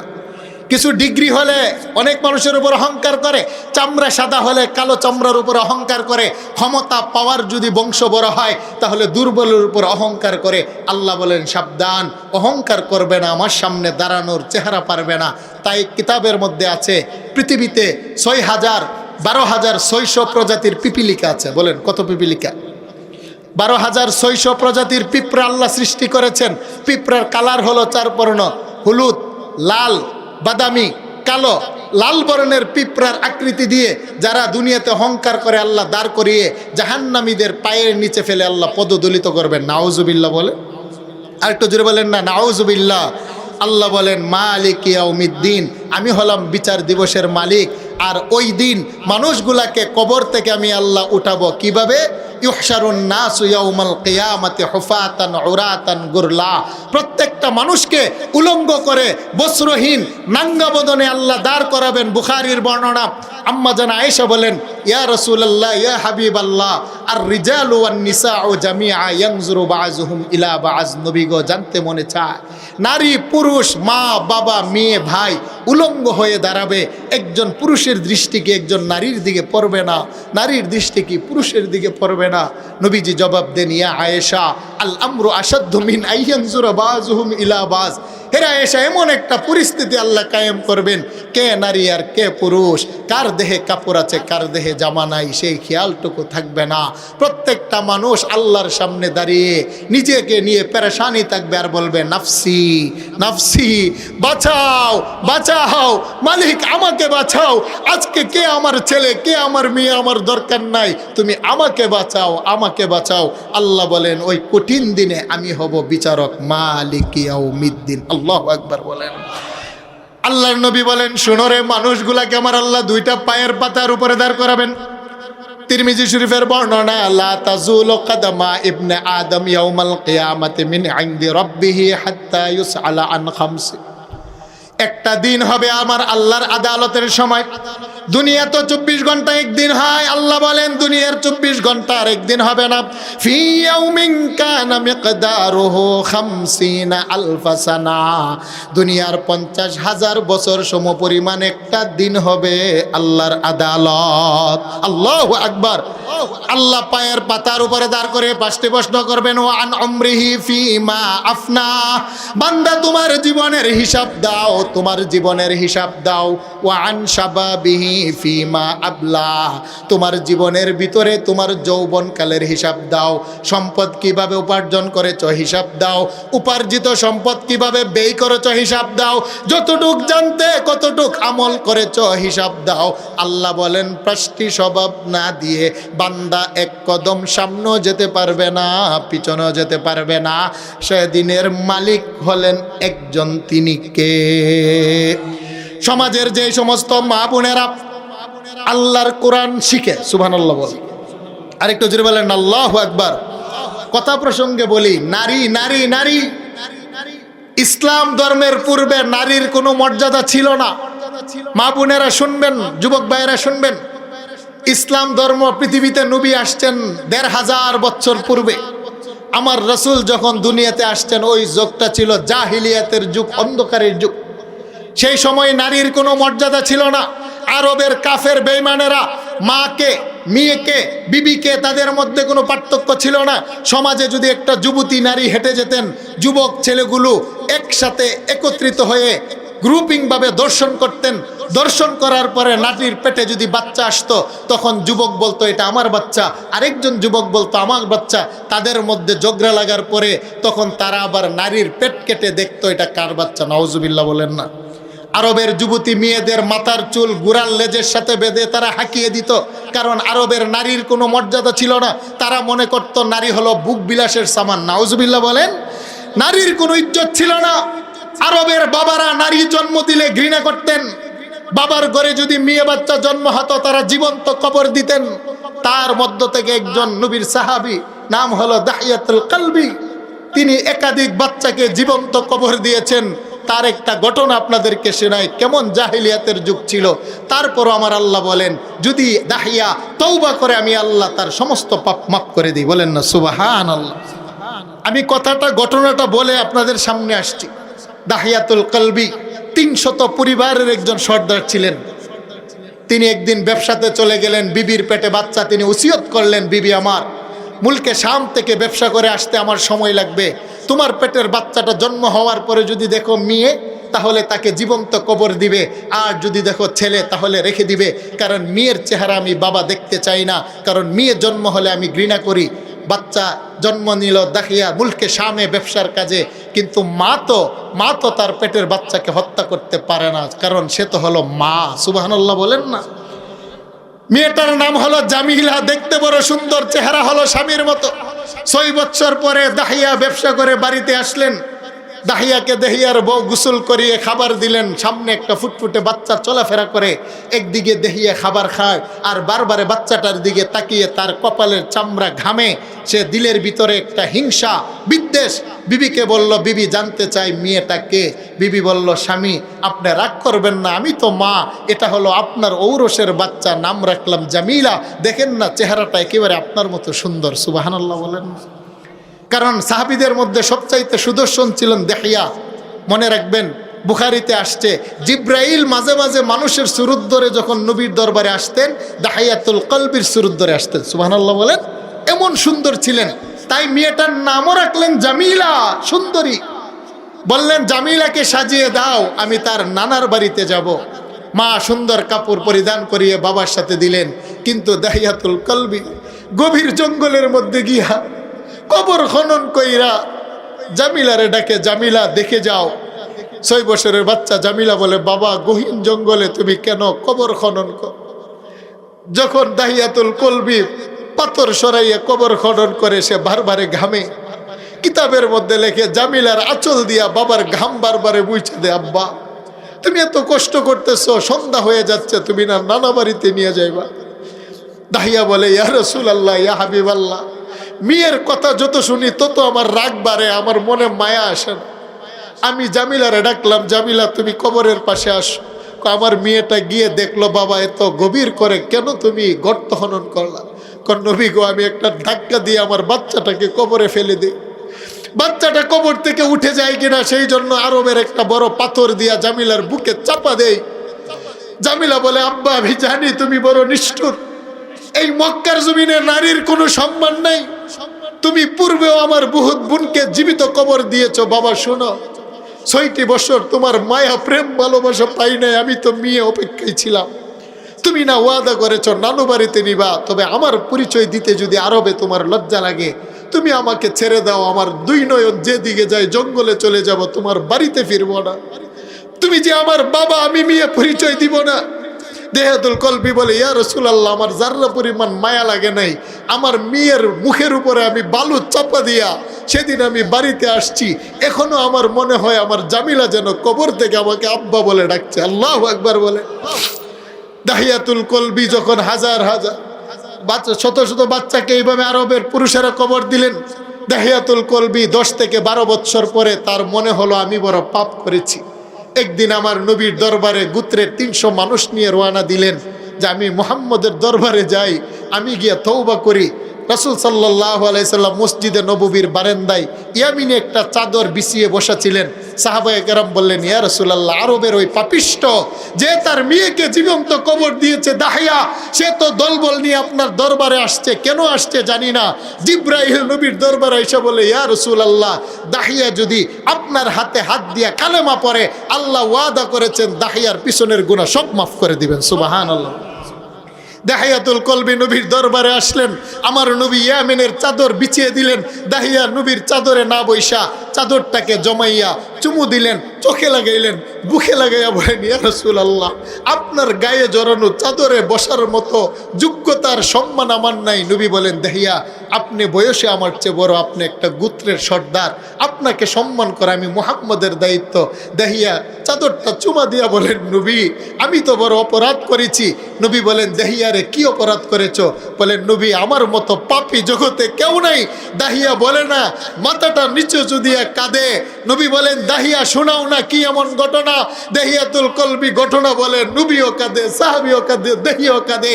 আমার আল্লাহ জিব্রাইলকে পাঠিয়ে বলেন, জিব্রাইল, দাহিয়ার কান্না বন্ধ করতে বলো। আমার বন্ধুর হাতে হাত দিয়ে কাদ আফলাহা মান তাযাক্কা, সে তওবা করতে দেরি, তার পিছনের পাপ আমি আল্লাহ মাফ করে দিব, দেরি করব না। সুবহানাল্লাহ। দাহিয়াতুল কলবি নবীর হাতে হাত দিয়ে মুসলমান হলেন, মাফ করে দিলেন। ঘটনা হলো, আরবের নারীদের কোনো মর্যাদা ছিল, কিন্তু মুহাম্মাদুর রাসূলুল্লাহ সাল্লাল্লাহু আলাইহি সাল্লাম পৃথিবীতে এসে নারীর মর্যাদা দিলেন। নবী বললেন, শুনো, যার ঘরে নারী মা আছে তার ঘরে আছে জান্নাত। সুবহানাল্লাহ বললেন। নবী নারীকে ঘোষণা দিলেন, তোমার ঘরে জান্নাত আছে। মা যদি বৃদ্ধাও হয়, মা যদি অশিক্ষিতা হয়, মার মুখ দিয়ে যদি লালাহ পড়ে, মা যদি গরিব নারী, পৃথিবীতে বড় পাপ আছে। আল্লাহর সাথে কাউকে শরীক করলে যেমনি ভাবে পাপ হয়, হে নাফরমান, তুই কেন তোর ঘরের বৃদ্ধা মা বাবার চোখ থেকে পানি ঝরাইলি? আমি কবর তোর উপরে লানত করলাম, আমি সমস্ত পাপ সহ্য করতে পারি। কোনো সন্তান যদি বৃদ্ধ মা বাবার চোখ থেকে পানি ঝরায়, সন্তানের আচরণে মা বাবা রাগার গুসা হইয়া তার চোখ থেকে যদি পানি ঝরে, কবর বলে, এত বড় পাপাচারের জন্য আমার পক্ষ থেকে লানত। আল্লাহু আকবার বলে। সেই জন্য বলেন, যার ঘরে মা আছে তার ঘরে কি আছে? জান্নাত। যার ঘরে স্ত্রী আছে তার ঘরে আছে নিয়ামত। সুবহানাল্লাহ বলবেন না? আর যার ঘরে মেয়ে আছে তার ঘরে আছে রহমত। আল্লাহু আকবার বলেন। অনেকে দেখবেন বা মেয়ে বাচ্চা জন্ম দিলে মন খারাপ করে যে, হুজুর, আল্লাহ আলী আমাকে মেয়ে দিছে। নবীজি বলছেন, যেই বাবা প্রথম 2টা কন্যা সন্তান জন্ম দিবে, তাদেরকে প্রেম ভালোবাসা দিয়ে, দ্বীনি শিক্ষা দিয়ে উপযুক্ত হওয়ার পরে ভদ্র ছেলের হাতে বিবাহ দিবে। হাসরের ময়দানে 2টা মেয়েকে লালন পালন করার কারণে আল্লাহ পাক তাকে জান্নাতের মেহমান বানিয়ে দিবেন। সুবহানাল্লাহ। তাহলে মেয়ের সম্মান দিলেন কে? স্ত্রীর সম্মান দিলেন কে? রাসূল। মায়ের সম্মান দিলেন কে? রাসূল। তাহলে যার ঘরে মা তার ঘরে জান্নাত, যার ঘরে স্ত্রী তার ঘরে নিয়ামত, যার ঘরে মেয়ে তার ঘরে রহমত, এই মর্যাদা দিয়েছে ইসলাম। তাই ইসলাম বলে, তোমার মেয়ে জন্ম হওয়ার পরে তাকে কালেমা শিক্ষা দাও, মেয়ে জন্ম হওয়ার পরে তাকে পর্দা শিক্ষা দাও, মেয়ে জন্ম হওয়ার পরে তাকে 5 কালেমা শিক্ষা দাও, মেয়ে জন্ম হওয়ার পরে ইসলামের তাহজিব আর তামাদ্দুন শিক্ষা দাও। বিধানটা কার? আরেকটু জুড়ে বলেন, বিধানটা কার? সেই জন্য সম্মানিত হাজিরিন, এই যে আপনাদের মাদ্রাসাগুলো, এই মাদ্রাসাগুলো হলো তালিমের ঘর। কি বলেন, ঠিক না বেঠিক? আপনার বাচ্চা জন্ম হয়েছে, বড় জজ বানান, ইসলাম নিষেধ করে না। ব্যারিস্টার বানান, নিষেধ নাই। ডক্টর আর ইঞ্জিনিয়ার বানান, নিষেধ নাই। কিন্তু ইসলাম বলে, তোমার বাচ্চাকে প্রাথমিক শিক্ষাটা মাদ্রাসায় পাঠিয়ে তার কলবের ভিতরে কোরআন ঢুকাও। শৈশবকালে বাচ্চার কলবে কোরআন ঢুকানো মানে পাথরের উপরে খুদাই করার মতো। পাথরের উপরে কেহ যদি অঙ্কন করে, সাগরে ফেলে দিল, তার অঙ্কন মুছে না। ছোট্টকালে যদি এই সমস্ত নুরানি মাদ্রাসায় মক্তবে গিয়ে আপনার মেয়ে ছেলেটা কোরআন শিখে ফেলে, নবী রাসূল চিনতে পারে, সে যত বড় ইউনিভার্সিটি যাবে, সে আল্লাহ রাসূলের বিরুদ্ধে কথা বলবে না। ঠিক না বেঠিক? আরেকটু জোরে বলেন, ঠিক না বেঠিক? সেই জন্য আমাদের বাচ্চাগুলা এই সমস্ত মাদ্রাসায় শৈশবকালে দেওয়ার দরকার আছে না নাই? আরেকটু জোরে বলেন, আছে না নাই? তাই আমি মা বোনদেরকে বলবো, আমার মা, আপনার বাচ্চাগুলাকে এই সমস্ত নুরানি মাদ্রাসায় পাঠান, আপনার বাচ্চাগুলাকে মক্তবে পাঠান। নারীদেরকে পর্দার ভিতরে চলার ব্যবস্থা করবেন, কারণ যেই নারী পর্দার ভিতরে চলে না, পর্দা লঙ্ঘনের অপরাধে হাসরের ময়দানে যেদিন জাহান্নামে যাবে, একজন নারী বলবে, আল্লাহ আমি একা জান্নাতে যাব না, 4 জন পুরুষকে জাহান্নামে নিব। নাউজুবিল্লাহ বলেন। আল্লাহ বলেন কেন? বলে আল্লাহ আমি আমার বাবার ঘরে ছিলাম, আমার বাবা কোন কলেজ আর ইউনিভার্সিটিতে পড়লে ভালো রেজাল্ট করব সেটা চিন্তা করেছে, ইংলিশ মিডিয়ামের শিক্ষক রেখেছে, 4000 টাকা দিয়ে টিউশনি পড়িয়েছে, কিন্তু আমি যে কোরআন শিখি নাই, আমি যে পর্দা মানি নাই, আমি যে বেগানা পুরুষের সাথে চলেছি, সম্পর্ক করেছি, আমার বাবা তো কোনোদিন আমাকে শাসন করে নাই। আজকে এই অপরাধের কারণে যদি জাহান্নামে যাই, 1 নম্বর আসামি হলো আমার জন্মদাতা বাবা। বলেন ঠিক না বেঠি? 2 নম্বর হলো আমার বড় ভাই। বাবার পরে পরিবারের দায়িত্ব হলো ভাইয়ের উপরে। বলবে আমার বড় ভাই আমাকে শাসন করে নাই, ইচ্ছে করলে আমাকে শাসন করে কন্ট্রোল করতে পারতো, করে নাই। 3 নম্বর হলো বিবাহর পরে আমি স্বামীর বাড়িতে গিয়েছি, 17 বছর 18 বছর বাবার বাড়িতে ছিলাম, বিবাহর পরে নারী চলে যায় স্বামীর দায়িত্বে। আমার স্বামী তো আমাকে পর্দার কথা বলেনি, আমার স্বামী তো আমাকে পর্দা মতো চলতে দেয়নি, আমার স্বামী তো আমাকে শাসন করেনি। আজকে যদি বিনা পর্দার কারণে জাহান্নামে যায়, আর 3 নম্বর আসামি হলো আমার স্বামী। বলেন ঠিক না বেটি? 4 নম্বর হলো আমার সন্তান, কারণ আমার সন্তানও কোনোদিন আমাকে বলেনি। সেই জন্য বলেন আমরা 4 প্রকারের পুরুষ এখানে আছিনি? আরেকটু জোরে বলেন আছি কি না? হয়তো বাবা আছি, নয়তো ভাই আছি, নয়তো স্বামী আছি, নয়তো সন্তান আছি, আমরা কেহ বাঁচতে পারবো না। তাই আমাদের মেয়েগুলাকে পর্দার ভিতরে রাখার দরকার আছেনি? আরেকটু জোরে বলেন আছে না নাই? পর্দা কোথায়? কলেজে শিখায়, আরেক ইউনিভার্সিটিতে শিখায়, পর্দা শেখানো হয় এই সমস্ত মাদ্রাসাগুলোর মধ্যে। বলেন ঠিক না বেঠিক? সম্মানিত হাজিরিন, সেই জন্য মা বোনদেরকে বলবো, অনেকে আছে বর্তমানে দেখবেন বুরকা পরে, কিন্তু ডাইনেও ছিঁড়া, বামেও ছিঁড়া, এদিক দাও ফুল, এদিক দা ফলের ছবি আছে। আরেকটু জোরে বলেন আছেনি? এর দ্বারা পর্দা হবে, পর্দা হবে তার দেহের কোনো অঙ্গ প্রত্যঙ্গের জন্য দেখা না যায়। অনেকে আছে বুরকা পরে কিন্তু চেহারা খোলা রাখে। আপনারা বলেন ছেলের বিয়ে করাইতে গেলে কি মেয়ের পা দেখে বিবাহ করেন না চেহারা দেখেন? তাহলে নারীর আকর্ষণ কোথা? পায়ের মধ্যে না চেহারার মধ্যে? আরেকটু জুড়ে বলেন হাতে না চেহারা? তাহলে আপনার চেহারা ডেকে রাখতে হবে, কারণ চেহারার ভিতরেই হলো নারী আকৃষ্ট হয় পরপুরুষ। মা বোনেরা বাজারে যাবেন, ব্যাংক ব্যালেন্সে যাবেন, যান, অনুমতি আছে, কিন্তু পর্দা হিজাব পরে যাবেন, স্বামী শ্বশুরের সেবা করবেন। সাবধান, যেই সমস্ত নারীরা 4টি কাজ করবে, 1 নম্বর হলো 5 ওয়াক্ত নামাজ, 2 নম্বর রমজানের রোজা, 3 নম্বর হলো তার সতীত্ব, 4র্থ নম্বর হলো স্বামীর আমানত। যেই নারীরা 4টা কাজ করবে, নবী বলেন 8টি জান্নাতের দরজা নারীর জন্য উন্মুক্ত করে দিবেন। সুবহানাল্লাহ। বলে কয়টা কাজ নারীদের জন্য? 5 ওয়াক্ত নামাজ, রমজানের রোজা, আল মারআতু ইযা সাল্লাত খামসাহা ওয়া সামাত শাহরাহা ওয়া আহসানাত ফারজাহা ওয়া আতাআত বালাহা। নবী বলেন যদি তুমি 5 ওয়াক্ত নামাজ পড়তে পারো নারী, তুমি যদি রোজা রাখতে পারো নারী, তুমি যদি তোমার সতীত্বকে হেফাজত করতে পারো। অনেক নারীরা স্বামী বিদেশ থাকে কিন্তু পরপুরুষে আসক্ত। আছেনি? আছেনি? আছেনি? আছেনি? এটাকে বলা হয় পরকীয়া। সাবধান, আপনার যৌবনের মালিক একমাত্র স্বামী, এবং স্বামীর আমানত যারা হেফাজত করবে, জান্নাতের 8টি দরজা তাদেরকে তালাশ করবে। সুবহানাল্লাহ। বলেন মালিক ইয়াউমিদ্দিন, সেই বিচার দিবসের মালিক কে? আল্লাহ বলেন আমি হব বিচারক। 3 শ্রেণীর মানুষ হবে উকিল। 1 নম্বর আল আম্বিয়া, সুম্মাল উলামা, সুম্মা শুহাদা। উকিল হবে নবীগণ, উম্মতের জন্য কথা বলবেন। 2 নম্বর হলো সুম্মাল উলামা, এই যে ছোট্ট ছোট্ট মাদ্রাসায় পড়ে যারা 30 পারা কোরআনকে তার সিনার ভিতরে ধারণ করে। সমাজের ছোট্ট বাচ্চারা গভীর রজনীতে মা বাবার সাথে আরামের বিছানায় ঘুমিয়ে থাকে, কিন্তু